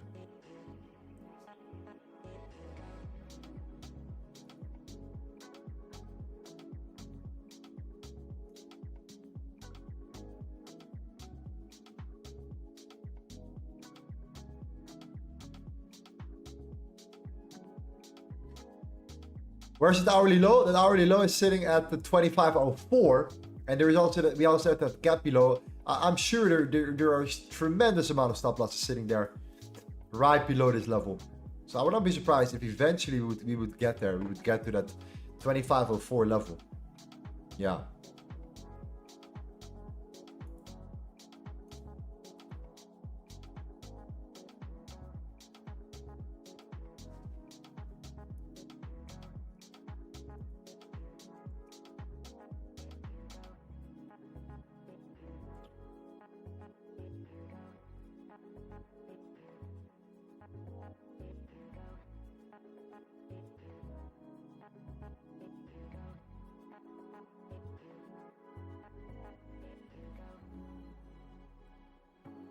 See crazy now. I'm looking at the NFP here.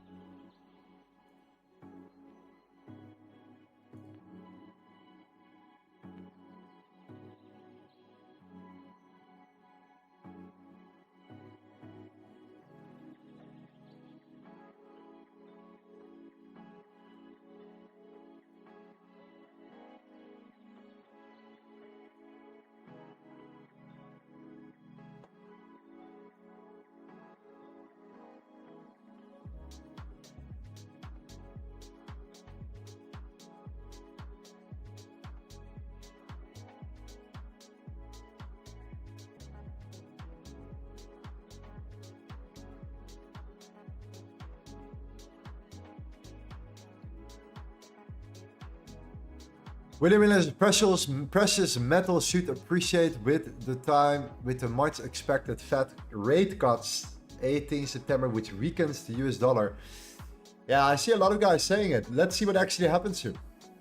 All right, how much of this is priced in already? That's what I'm very curious about.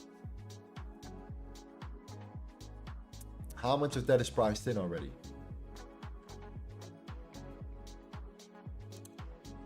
In the short term, especially.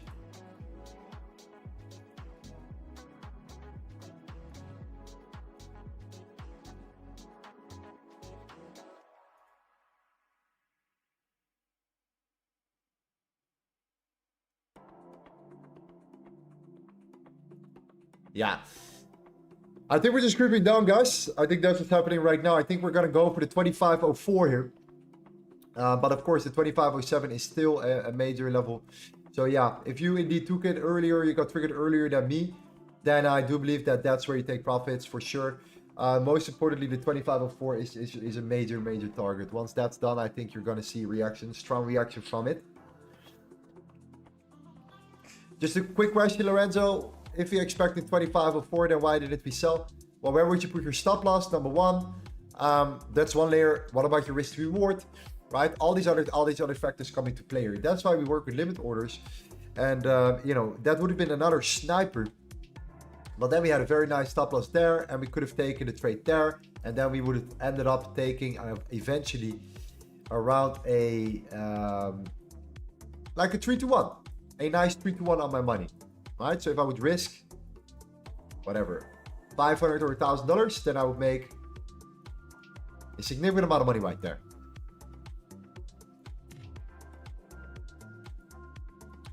Whereas if I would enter now, then I would, number one, risk of getting stopped out at my original level, right? So it's not worth the risk to reward for me. It's not worth the risk to reward, if that would be the case here, right? This would have been the risk to reward here. And yeah, it's unfortunate, 5 pips. 5 pip difference. It is what it is. I can't force the markets, but we don't chase it though. We don't chase it either. We're not gonna say, we miss out. We're gonna go. The analysis was tough. The consolidation, the expansion, and then the manipulation during the New York Open, and that just immediately resulting into an aggressive sell-off. That was top here, and we talked about the NFP. And look at that now.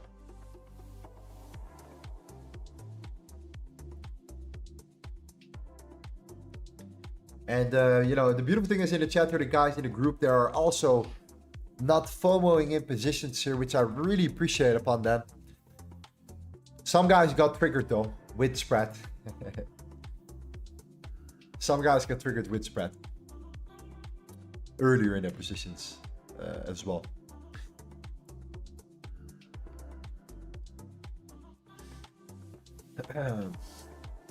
So we came as low as 25.06, but if we get to 25.04 right here towards this range, to this zone, I think that it's kind of mission completed, to be honest. I think that's mission completed from there.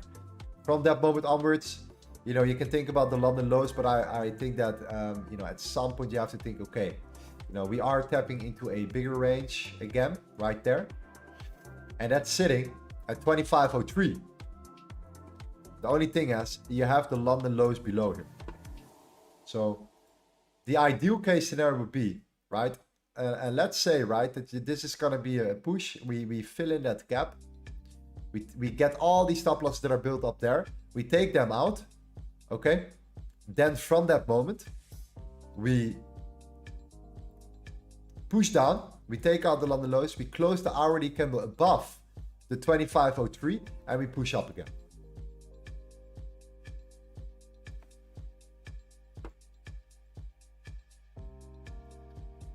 So I definitely want to see this level though. I definitely still want to see what happens here, just to observe it, and then see how we can go. If price comes down and it does indeed come to the 25.04, which you kind of anticipate, that we have the 25.03.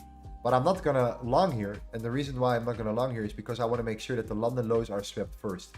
If the London lows are swept and the hourly candle still closes above the 25.03, I think you have pretty safe buys back towards the 25.10. You know, something like that again, for it to just make the bigger move down overall, something like that. So that would be the only trade I could think of, unless we just bounce from the 25.07 and we come up to the highs again, and then, you know, same thing. But yeah, that's kind of the these are like the two scenarios.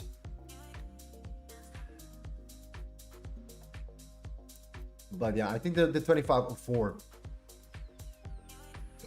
is a major level.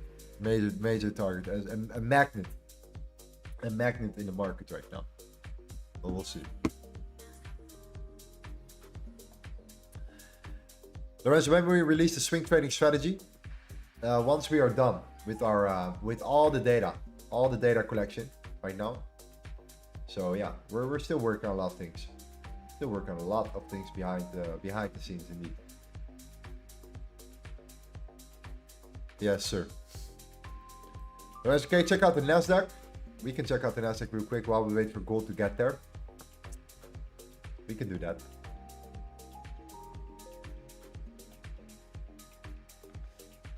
Cheers. Thank you.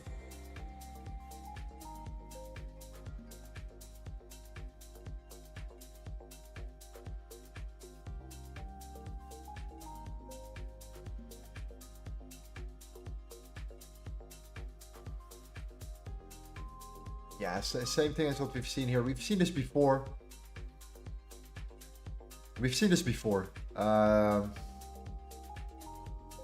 But at 18,845 and the 18,917. Like, these are your two levels. You have this range. I don't see any particular catalyst now that I could say, okay, we're going to see a major reversal, a major shift. So I think that this is just your level, your main level, main layers of resistance right now for the Nasdaq, right there between these two levels. And if you do break it, magically break it, then you know, there could be a reason for it. It could be that you flip it into support and then look for the continuation. But for now, I would mark this out as your key layers of resistance. And if you're starting to struggle around these levels here, yeah, I think you can take it down again. Yeah, but these are your two levels to work with.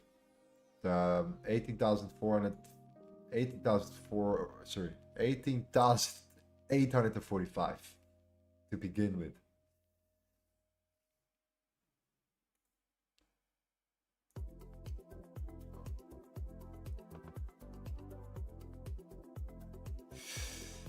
Lorenzo, are you familiar with a guy called Arjo? No, I'm not familiar with a guy called Arjo. No, doesn't ring a bell.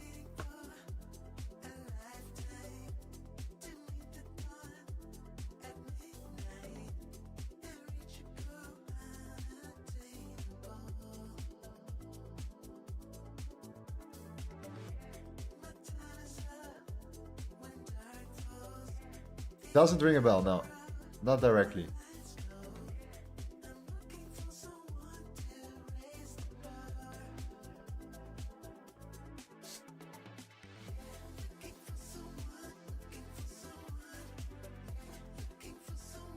Lorenzo, gold to 24.75. Let's start with the 25.04. The 24.75 is way below, but it's possible. But it's way below. It's in the bottom of the range. Let's start with the with this low, the 25.04 here. Okay.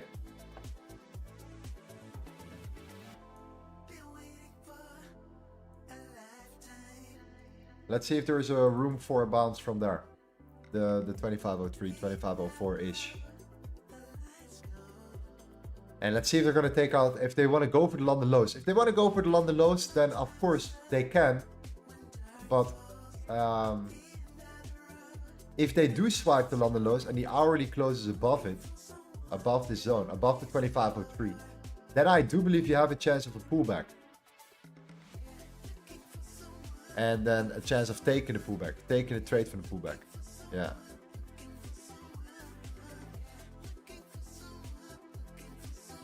$25.03.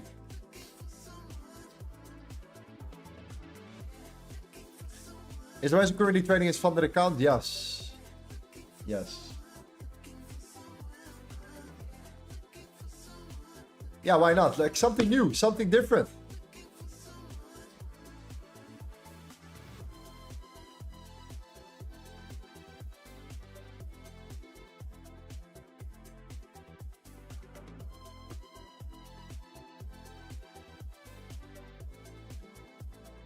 Juice is the VWAP 25.05. Yeah, I know the VWAP is right here. The only problem is with that is that I think they want to go for the lows here. I think they want to take out the lows here.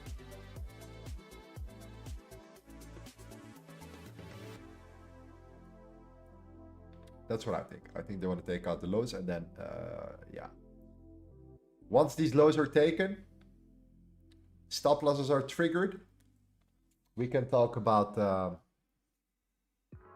short-term reversals, maybe.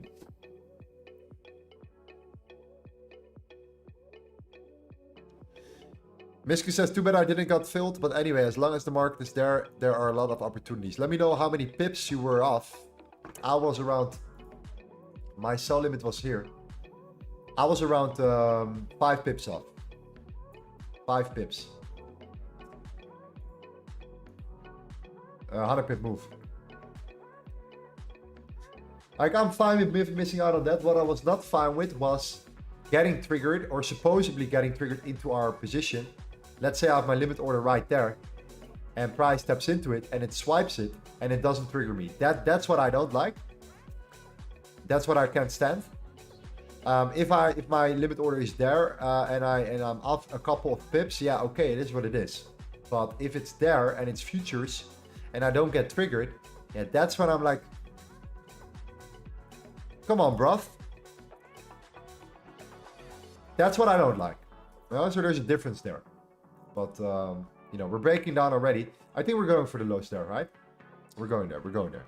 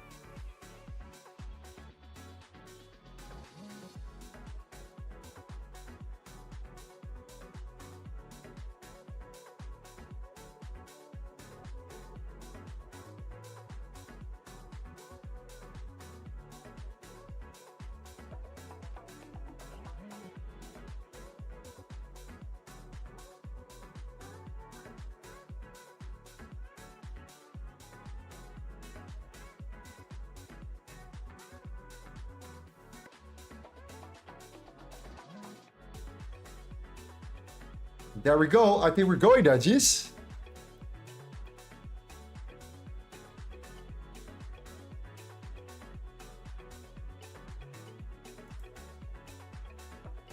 Skinny says, not sure what's worse, when it hits exact and you don't get an entry, or when it hits exact and don't hit to then reverse. Yeah. Yeah. Now we follow the plan. Oh, even though the analysis was still perfect. We followed the plan. Yeah. I've been in the game for a while now, right? So this is not the first time, and it's definitely not going to be the last time. That's for sure.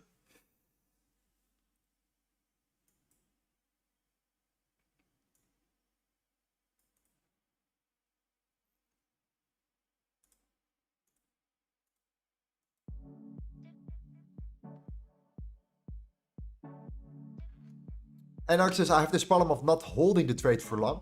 Anytime I see profits and a little pullback, I close the trade. Any help?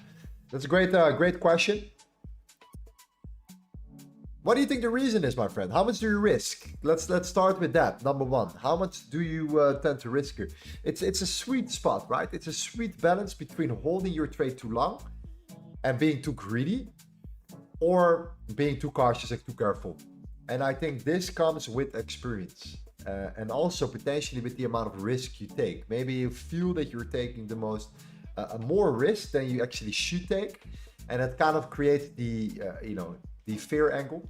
It lightens up some fear, some emotions, and that makes it harder for you to be and hold trades when you should or supposed to hold trades. Okay? Yeah. EDBX Lorenzo, sellers today are big sellers. Correct. Yeah. Where are all the buyers now? Where are the buyers in the chat before, when we started the stream? The thing is, when you do the analysis and when price and when it exactly plays out,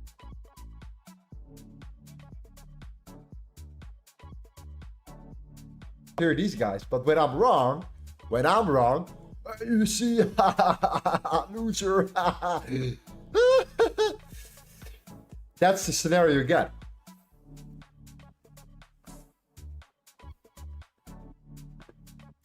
But hey, that's the game.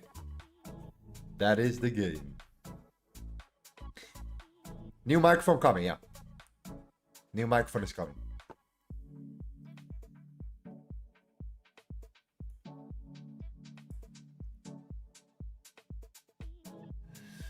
Absolutely. What's the dollar doing? Dollar is pushing. Dollar is pushing a little bit. Okay. Dollar is pushing not just a little bit. Dollar is pushing actually quite well overall. It's starting to do something a little bit more here, pushing up. Let's see how far we go here. We're still holding, we're still consolidating overall.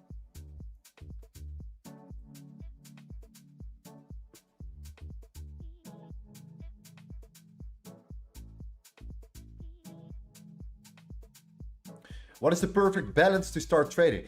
All kinds of good questions today. The perfect balance depends on how much money you have. But if you have zero experience in trading and you're not that good yet, or you feel that you're not there yet, then why should you risk anything? Why should you risk money that you know you're most likely gonna lose here? So it's very straightforward. Either you build out the skill set with a minimum amount of money. I would still suggest to trade real money and not fake money. I would suggest to trade with real money just because you can. You have the opportunity to do so, but not being too aggressive yet until you have a proper process in play, right? And a proper system in play. That's one layer. So there is not really a correct balance that I could say, oh, you have to start with $500, because everyone is different. But what I do recommend to do is to work with a little bit of money at least, to get familiar with the market, to build out your skill set. And once you are actually profitable, you can start thinking about depositing more money using a good broker, or you can think about, you know what, I want to get funded and I want to utilize my skills to become a funded trader. It's two scenarios you could go into. You could get into funded trading, or you can get into trading with more money on your broker, depending on how much money you have. If you have a lot more money to work with, you can trade with your own money. If you don't have a lot of money to work with, you can leverage more money, right? By becoming funded and going through a step-by-step process here. So there are two scenarios you can go into.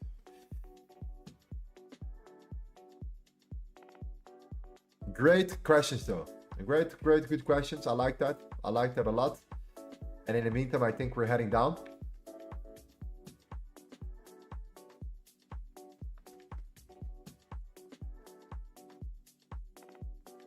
Towards the lows here. We're not that far apart now.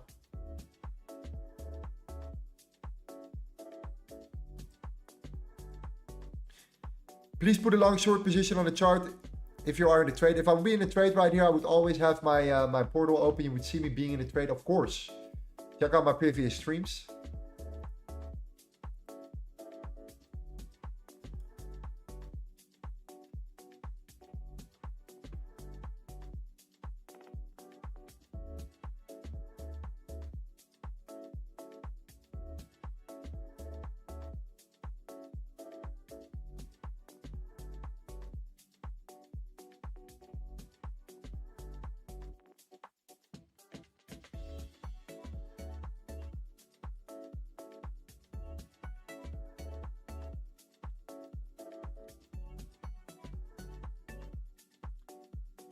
What do you think about the GDX? I think the GDX is on the verge of a collapse. That's what I think in the short term. I'm actually not that bullish on it at the moment. I think that we're slowing down heavily. And we're getting quite aggressively rejected from a level, at least the last time I did my analysis. I haven't seen it for a couple of days. But I think that we're heading down. And we're going to see some outflows. Yeah. Would not be surprised based upon the seasonality.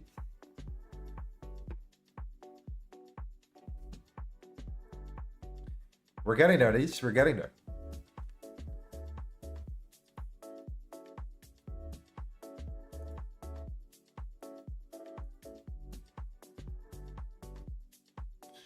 I think we did it. We did take out the lows here. So we did came towards the 2400. All right. That was the actually top process right here where we started to, look for sells right there in the top. We started to look for sells because we wanted to target the bottom. And we took out now the official 1 hour low, which was that super manipulative push to the upside, that candle to the upside right here. And you can see directly how we respond from that reaction, right? The idea now is that now this is taken out, that we want to see how price responds around the 2503 if you can get there. And then there are two scenarios. Either we're going to take out the London lows. And if you take out the London lows, and we close above the 2503, I'm looking for buys. I'm definitely bullish to see if we can look for a bounce. It might as well bounce down. I don't know. I can't control that. But, you know, I don't feel really good about buying now here, knowing that the London lows are sitting right below it, right? And what tends to happen a lot is that you build up the liquidity here throughout the Asian and London session, you manipulate during New York, and then you take out the lows, right? So if we want to buy, then we want to also look for potential, we want to look for manipulation first. So that means that I want to see price getting, I want to see the London lows getting taken out first. If that's the case, before we're looking for a push up again.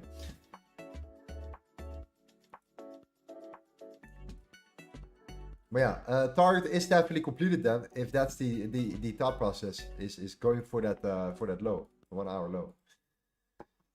And all the buyers that stepped in here aggressively, seeing gold pump, saying and thinking gold's gonna go to the moon, had their stop losses below. So yeah, we're gonna see a reaction there, of course.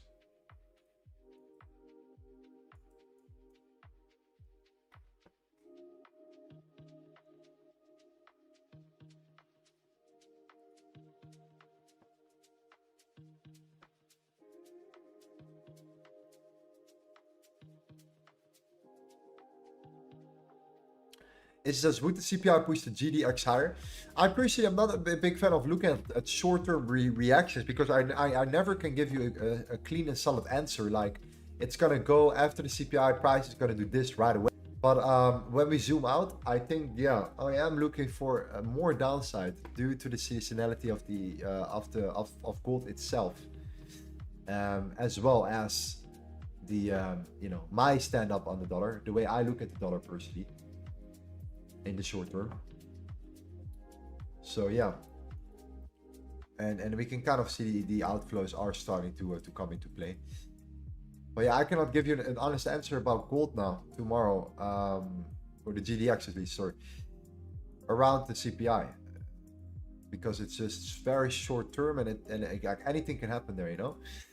But anyways, we're there. We are at a key level at 2503.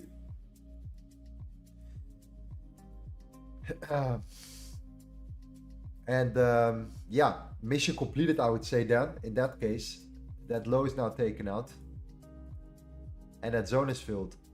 So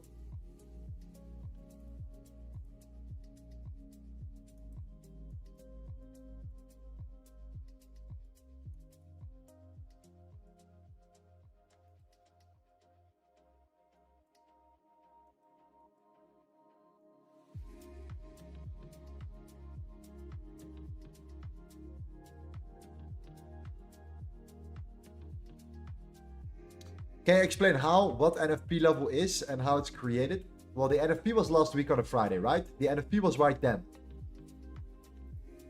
And the NFP right here was that level. So we tapped into that NFP level. This is practically the 8:30 open. So if you go to the 30-minute time frame, the NFP was at 8:30. This is where we closed, and this is where we opened the news candle. And you can see now that we got rejected from it quite heavily 2 times already. And that we're now kind of tapping into this zone here. I'm not gonna buy here now, because like I said before, the reason why I'm not gonna buy is because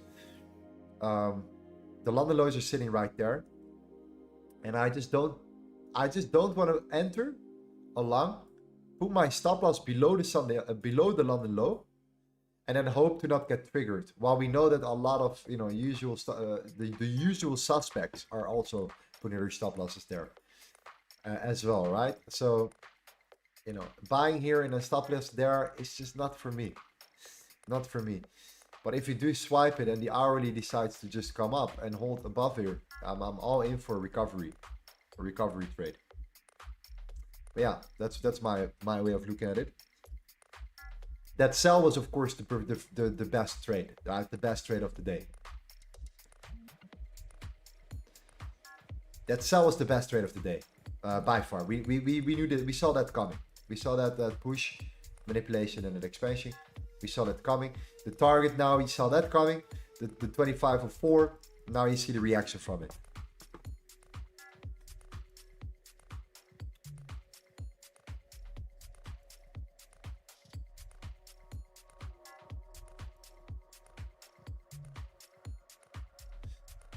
It says treasury rates are going lower. Why isn't gold going higher? I think we're topping out. I think gold is topping out in the short term.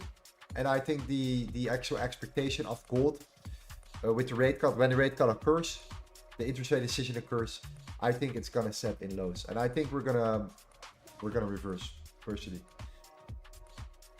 And I think the CPI might still drive gold up higher first and the dollar down also. I would not be surprised if we're still going to see lower prices and a higher price for gold before.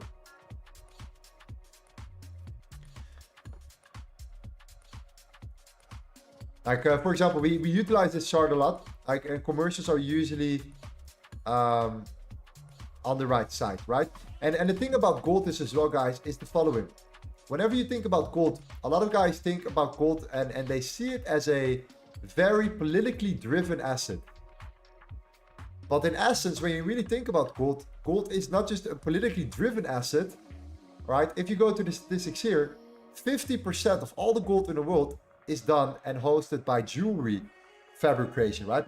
So there are a lot of guys in this world right now that are in the gold business and they benefit from lower gold prices, right? So they hedge themselves when price goes up.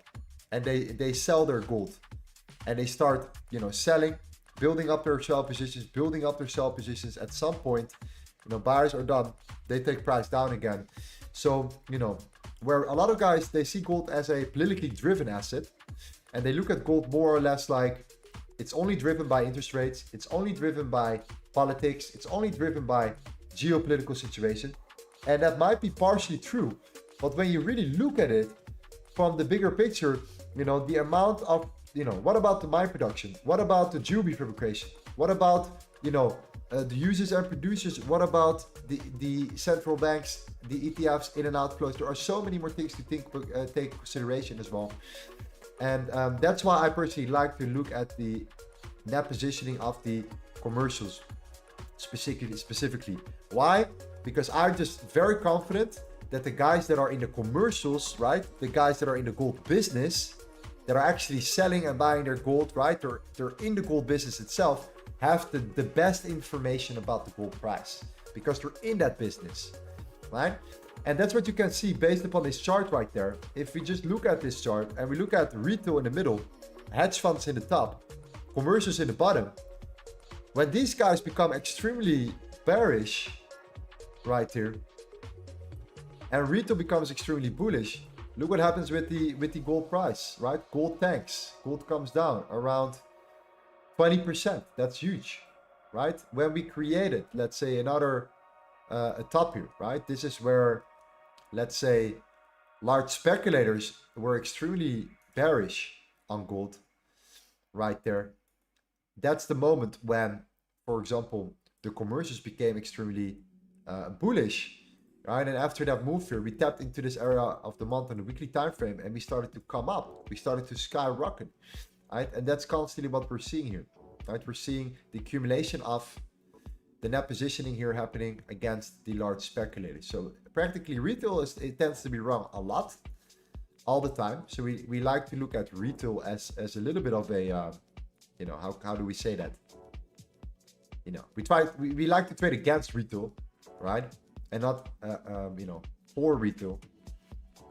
That's not really what we like to see here when taking into consideration. And we look at what these guys are doing against what these guys are doing, and we look at the, you know, practically the complete history of what we're doing. And then every week this CFD data gets filed, and we have usually a lagging period, and that lagging period is what we tend to capitalize on, right? So when we're trading with the trend, we tend to look at what these guys are doing, and if these guys are doing something, and it's usually, you know, kind of in our favor, if that makes sense.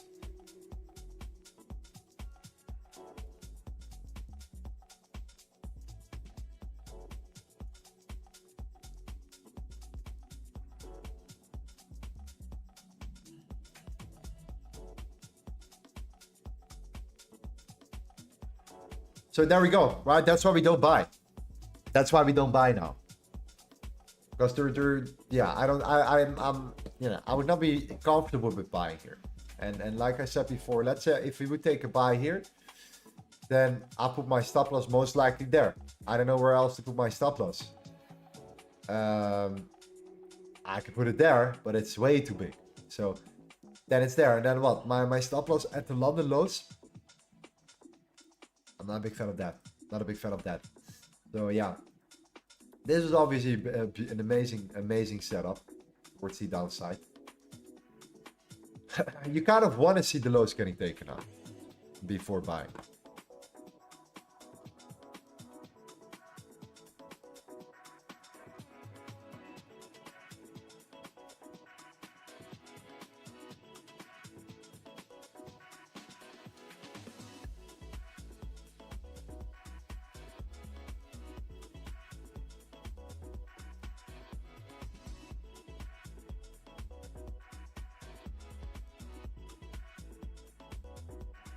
What would be a good buy situation now? I mean, the only buy situation that I could think of is either we go lower or we take out the London lows and we come back above 2503.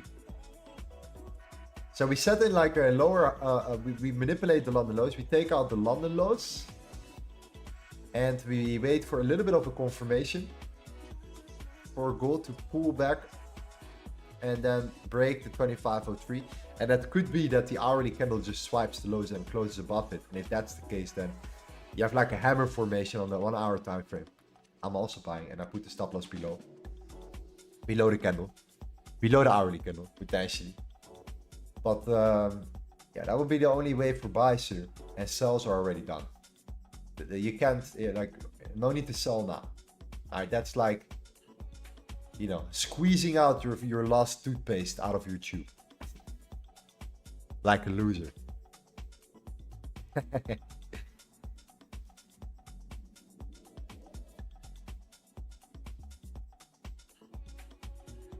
I do it all the time, by the way, but anyways.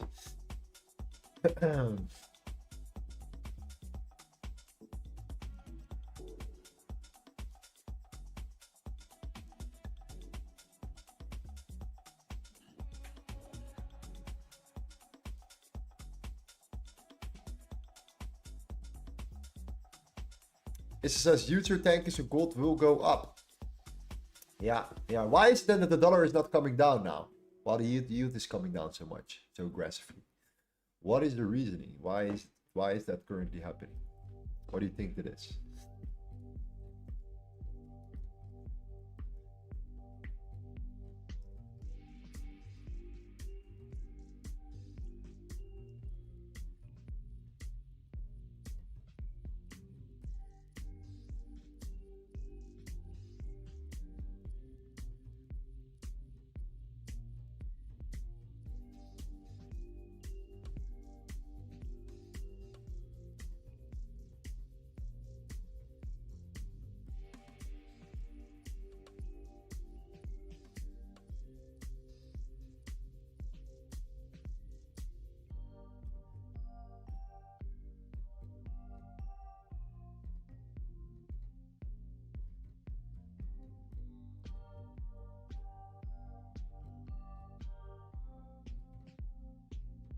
Lorenzo, two different buys, half there and half there if it dips more. So the thing is, again, if you would buy here, then I would place my stop loss there. And, you know, I don't see a reason of putting my stop loss below the London lows right now. You know what I mean? I don't see that being, yeah, something I could work with. But what happens if the London lows get taken out? Then it gets interesting. That's for sure. Because then these lows are taken out, and then it gets interesting. Yeah.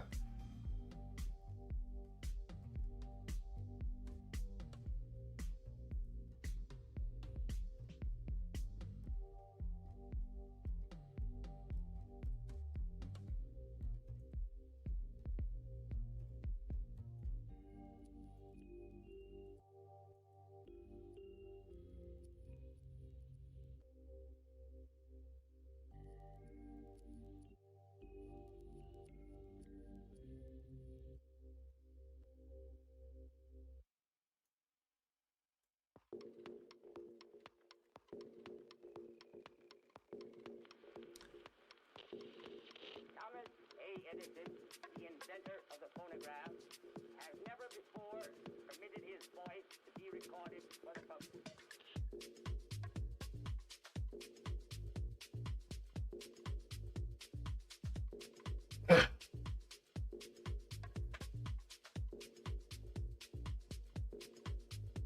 Man, that would have been a beautiful trade. Look at that. Look at that reaction. The cleanest, the cleanest, the cleanest. Swiping the highs, reversing, coming down, now going for the London lows. First stop was at 2504. Now we're heading towards the 2500.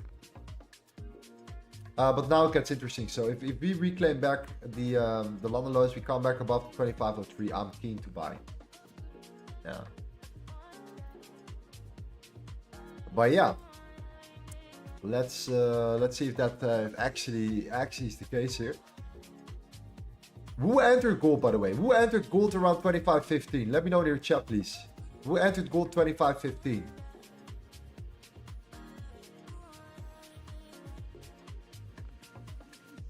Maybe do spread or something like that.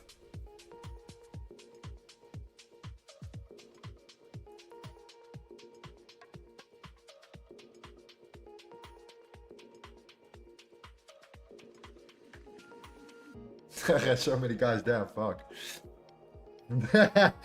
You need to front run me, guys. That's the conclusion. You need to front run me. You need to front run the guy here. Couple pips. Jackpot. Jackpot. Oh. Yeah. Okay.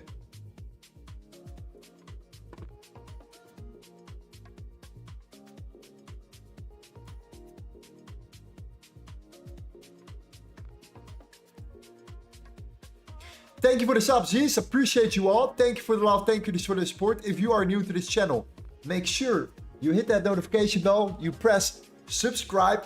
You're gonna see some videos of me coming up very well on my channel very soon. I'm gonna start uploading, some daily content or weekly content, I could better say, next to the live streams.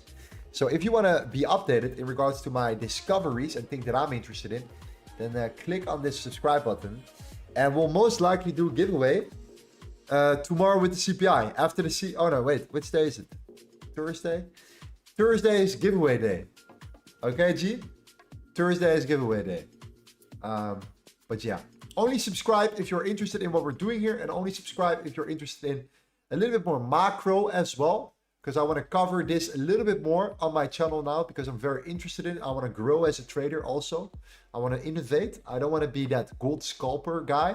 I want to also be a little bit, I have some deeper, some deeper layers, okay? I have some deeper layers. I have some things that I can share with you from like a deeper standpoint. So I'm looking forward to do that, okay? So thank you for the love, and the silver play button is coming. Thanks to you.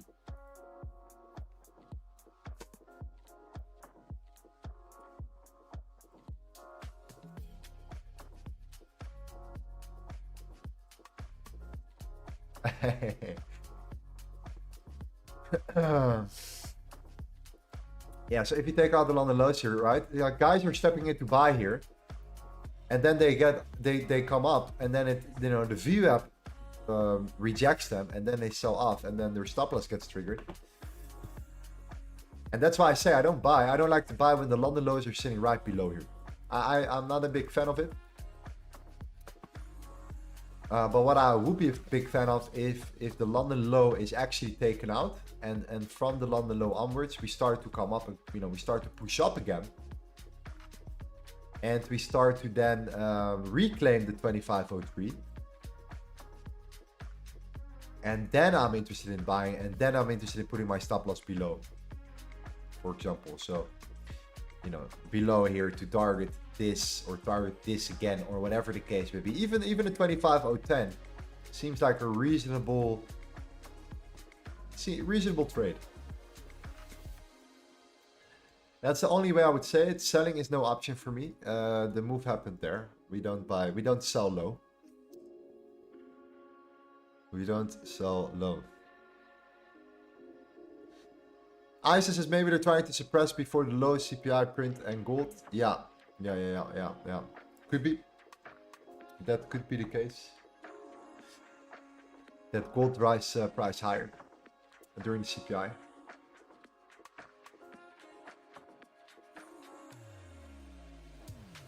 We'll see.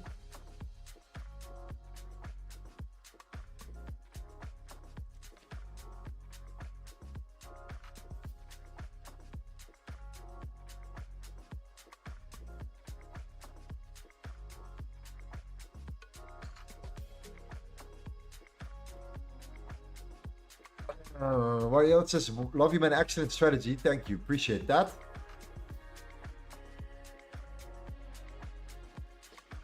Sorry, just how about to miss buy positions now? I mean, anyone can do whatever they want, right? If they want to buy now, they can buy now. You know, nobody's holding you back from buying. That's for sure.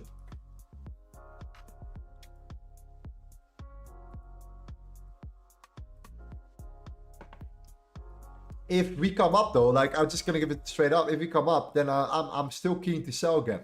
It's like if you don't take out the London lows. So yeah, it doesn't really matter too much.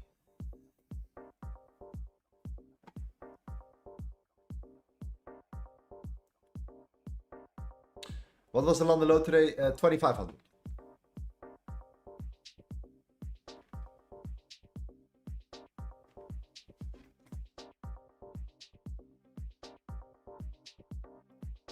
$2,500. Yeah.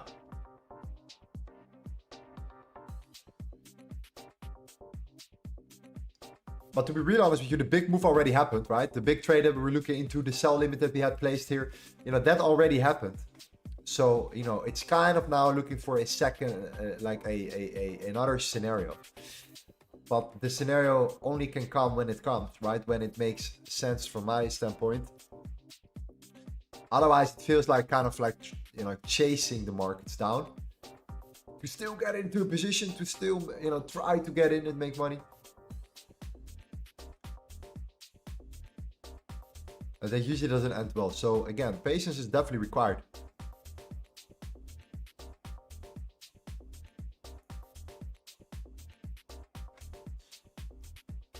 Our fundamental indicators easy to use. I went back beginning of the stream. The accuracy seems to be almost perfect.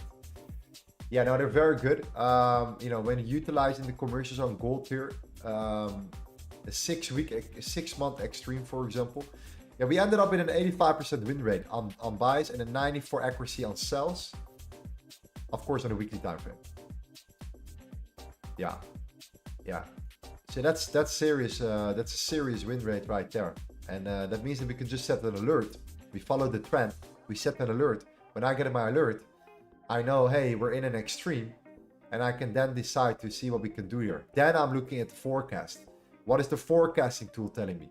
What is the seasonality telling me? Like how bullish are we actually from a seasonality standpoint? Well, what about September? Okay, well, September gave us a 90% bearish reading. Over the last 10 years, we have been only positive once, and that was in 2016, which was 0.5%, which is actually not much when you compare the average. Yeah, that's all these things that I take into consideration. How often is the chance that the seasonality tells us the same thing as the commercials? Does it align, yes or no? And based upon that, I enter a swing trade. And I'll just risk more when the forecasting aligns and the seasonal tendencies align. I risk more, or I risk less, and I know what to risk.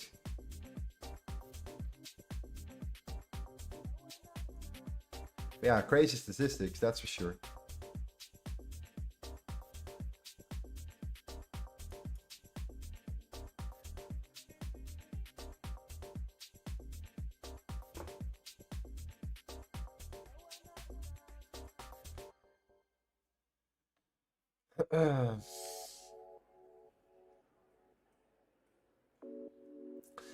Guys, do you think gold will reject the 2513 area, then take out the London lows? Possibly. I mean, if you don't take the London lows now, then that might set up for another target. So yeah, that might be us setting us up for another move, but yeah, then we look for sales higher. Yeah.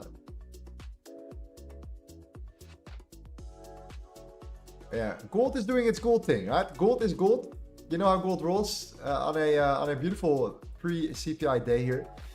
This initial analysis was just correct, right? The manipulation during the New York session, the final squeeze of the New York Stock Exchange open, and then the reversal. Taking out the lows, now pulling back. I mean, I kind of wanted it to take out the London lows as well here, to be honest with you. But yeah, I'm gonna give it like 10 minutes to see how we, or sorry, 20 minutes to see how we roll here. Yeah. The 4-hour candle, neutral, getting bought up.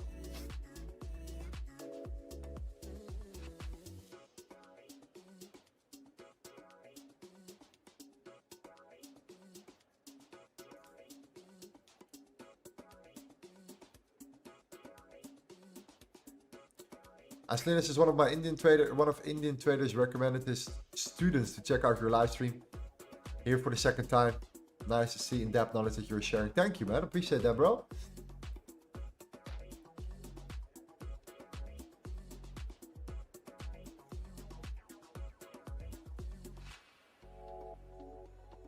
Yeah, I hope you guys understand why I didn't take that buy there. What my reasoning was, because of the London lows being so close. And I just cannot take I can't put my stop loss below there.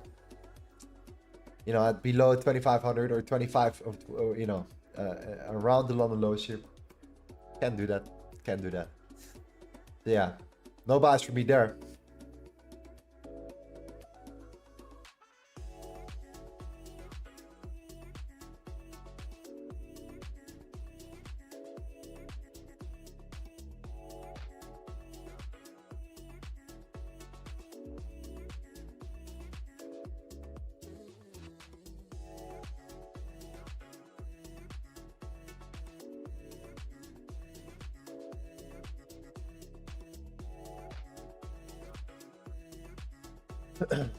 Lorenzo, I smell a buy coming up from the 25.15 zone.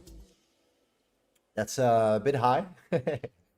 You're gonna face a lot of resistance there around the 25.15. 25.16, 25.20. You're gonna have a lot of resistance there. So either you mean a buy towards it, I can get into that, but a buy from it, I would not get into that. Personally, I would not get into that. Yeah. What's the thing I do? Yeah, I mean, this was the trade. The big move already happened. So we're kind of chasing what I call breadcrumbs right now. So either we swipe the lows, the London lows, and we come back up and we set in a low here around the fixed POC, a higher low internally. I buy it up, and I will buy gold up towards 25.20, 25.15 again. 25.14 maybe. Or yeah, we come up here and we, you know, we actually get towards that level where we initially were looking for.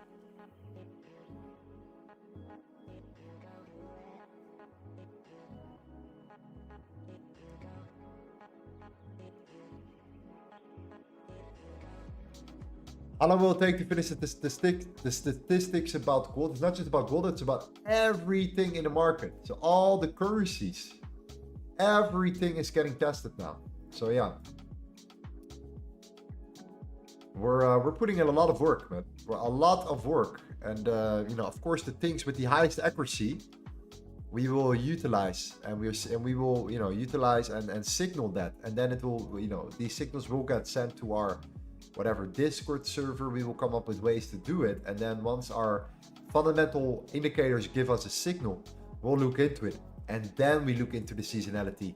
Then we look into the, you know, the bigger picture, the correlations, the all the other aspects that determine the trade. Yeah, all these other things that matter when looking at that particularly. Okay. For the people that have been asking about the Nasdaq, another trade could be the 18,845 or the 18,912. These are your two levels to work with. The fixed value lower, the fixed POC. From that previous range, so far we have been trending down. I don't see any particular catalyst yet for the Nasdaq to think about, any bullish signals yet for the Nas. I always feel that we have to come down lower before we can come higher. On a bigger scale, and that has to do with the overall potential play here. So yeah, this might be an interesting one. If you do break it, you can also flip it into support and look for longs right away. So these are your two levels to work with. We call this the tunnel, and that means that you can also look for buys. Yeah.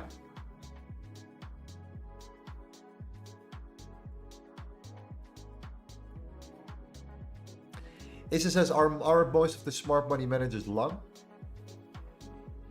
I would not call them smart money. I would call them the large speculators. But yeah, these guys are heavily long right now. Indeed, yeah, on gold. I would call the smart money. I would call them the commercials.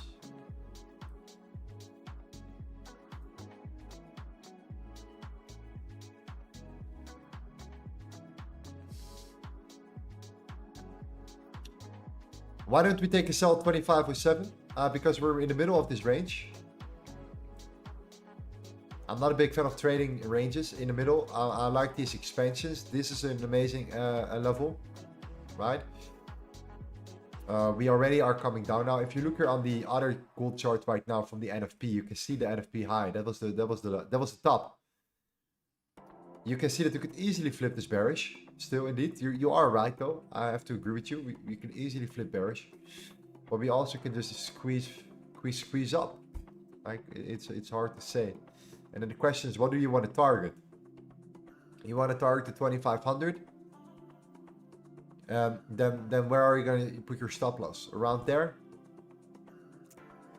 I don't see that as being like a really good risk to reward. Something like that. I mean, yeah, maybe, but it's yeah, maybe possible, but I'll be much more confident with a swipe of the London lows and then look for a new trade. Or a push up again.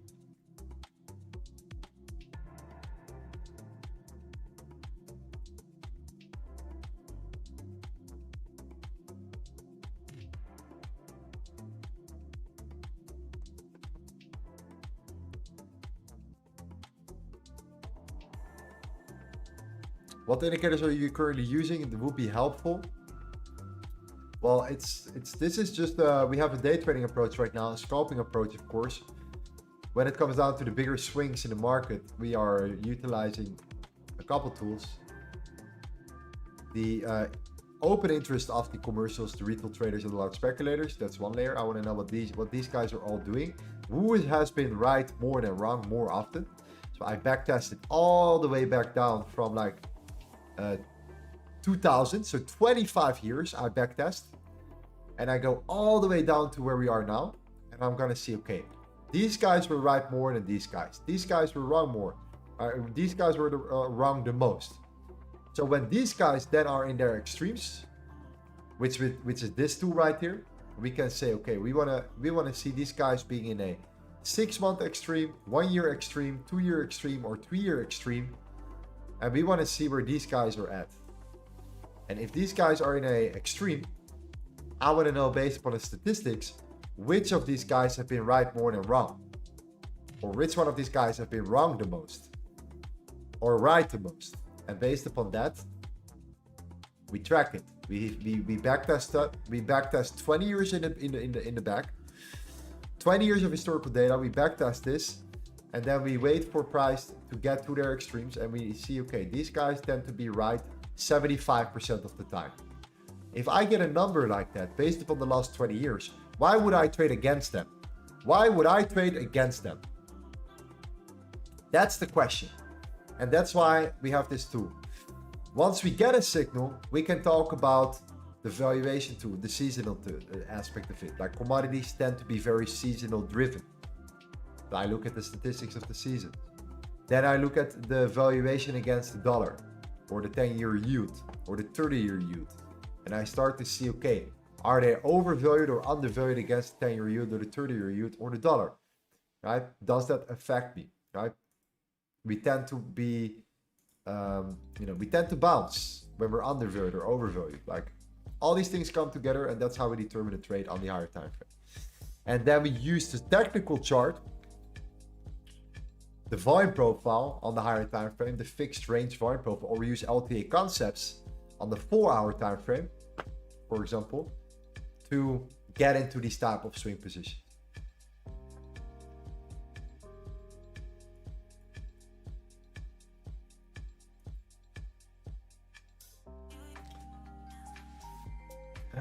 What happened to the camera? Wait 1 second, yeah.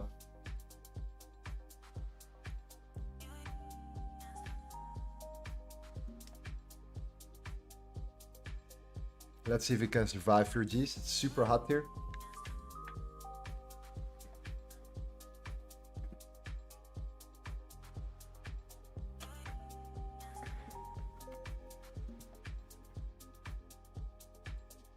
Let's see.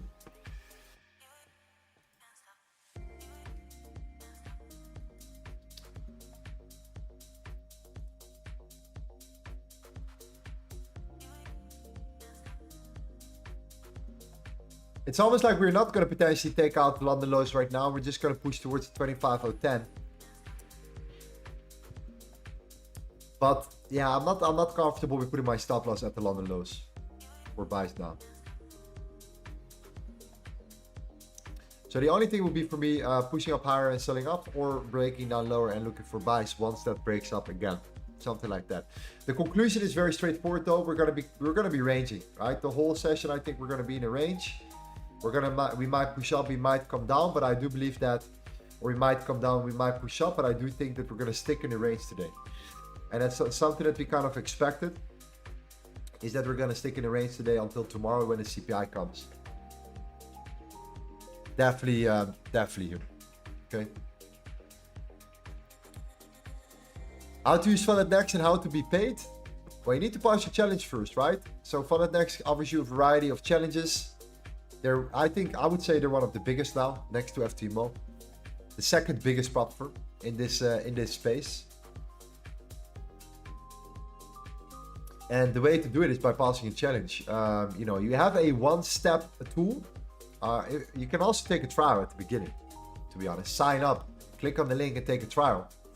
But if you want to start a challenge, then you also have the one-step phase. So it's only one step. But the reason why a lot of guys fail is because they cannot deal with the maximum loss of 6% or the maximum daily loss of 3%. So you have to risk less. You have to manage your risk very well. The good thing is though, it's balance-based drawdown. So the only tool that you need to do here, or the only thing that you need to do, is to build up a little bit of profits to just increase your overall drawdown expectation here, right? So always leave a little bit on your account. That's what I like. So yeah, a one-step phase, no limits in regards to the timing. You can hold it and do a take. If you want to pass it in a year, you can pass it in a year, in theory, if you want to. So yeah. That's the thought process. Reach 10% profit target. Be patient. Don't rush the process. And yeah, do it this way, man. Do it this way. All right. But anyways, guys, I think personally, to be really honest with you, I think that the move happened. I think our sell limit, we didn't get activated on our sell limit, but yeah, I think we were very close though. My sell limit was placed there. It would have been the perfect trade. The fixed PUC was definitely a legitimate level to take consideration. We came down here. We did not get triggered. It is what it is. It is very unfortunate, but I think that was the best move of the day. For sure, 100%. That was the most predictable move, right? The hourly push up here, that fake move, then that manipulation down during the New York Stock Exchange open, swiping all the lows here, not taking out the London lows though, which is kind of interesting, but now pushing back up again. But of course, that was the best trade. that was the best trade to take in consideration. We're looking at a strong W-shaped trade setup. I mean, I would not be surprised if we start pushing up right now to the upside. But at the same time, London lows are not taken out. So the reason why we didn't enter that long buy or that buy here was because of these lows right there. And of course, you guys know it. We cannot control price. We cannot control price. That sell was expected. That buy could have been, in theory, definitely something interesting. But of course, it's also, what about your risk management, your trade management? Where is your stop loss going to be? Is your stop loss strategically placed, yes or no? Right, all these layers matter, okay? So, based upon that, this is actually starting to look very well. But I have to say, guys, to be honest, you know, I still believe that we might stick in the range here. Stick in the range today overall, and I think tomorrow is when the CPI comes into play. So it's very unfortunate that our sell limit did not get triggered on 4 pips notice. So you might have to front run me a little bit more often. No, I don't recommend to front run me. But yeah. Yeah, it is what it is. Overall, analysis played out here, and a reversal might be coming into play right now at this particular moment. All right. So well done, G's. Regardless, analysis on point here. Right now, I would say the only buy that I would have taken was swiping the lows, reclaiming it. Then I would have been interested in buying for sure. Stop loss below the lows and target the highs. Now, I'm still gonna observe. I'm still gonna observe what happens around the 25.15.9 again. If we pull back, what happens if we get towards 25.15.9 again? And what happens from that level here, because that was our initial range. Not just on the 1 hour, also on the internals. And yeah, there's just a lot of resistance there. I know there is a lot of resistance there, especially. Okay, so yeah, very important. So tomorrow, the CPI, okay? Very big day. If you have never traded the CPI here before, then be a little bit cautious, because tomorrow is one of the most important days, I think, of the month, next to the FOMC, the interest rate decision at the end of the month. This is going to be very interesting, okay? So the projection is a 2.6%, so it's much better than the previous month. That will then give them a reason to decrease the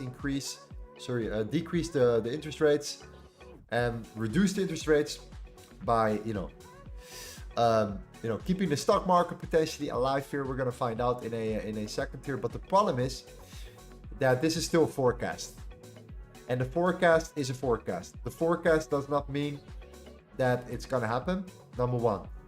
The question also in the short term is going to be, what happens if it's better than expected, so better than the previous month, but it's worse than the forecast, right? Do take that in consideration as well here. How does price respond in the short term towards that? All right, because if all these top analysis say it's going to be 2.6%, but it's 2.8%, then is that then better than the previous month, which is good? Or is it worse than expected, right? That's where the confusion comes into play here. So based upon tomorrow's price action, guys, based upon how we're going to move tomorrow during Asia and London, I'm going to observe and see where we are. And if we are saying, let's say we are trading higher, yeah, then I think there's a big chance we are going to go and swipe the highs first, right? And see how we respond from there. I would not be surprised if that's the case here. If price comes up and London starts to sell off, London and Asia start to sell off here, I might also be interested in buys. Looking for buy setups instead of sells right away.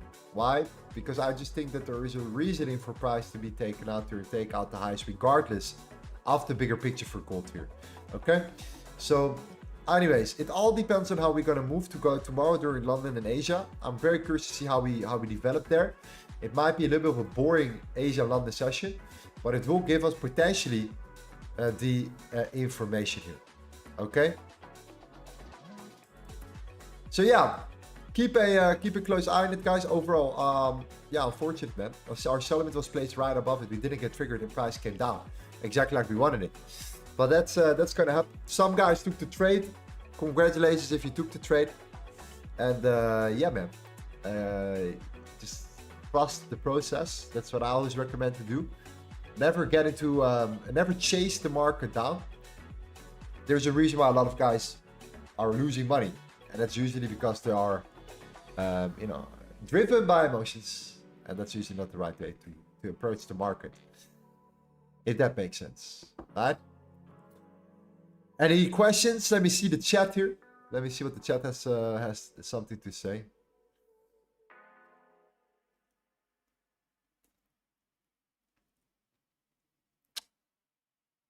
Let's see.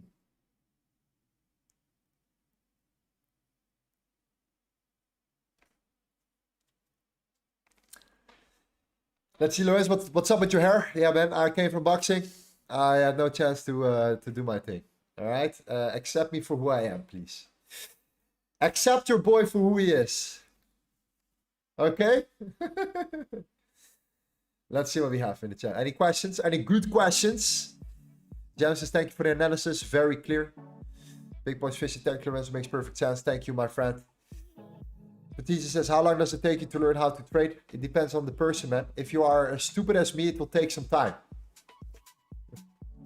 You will get there, though. Okay?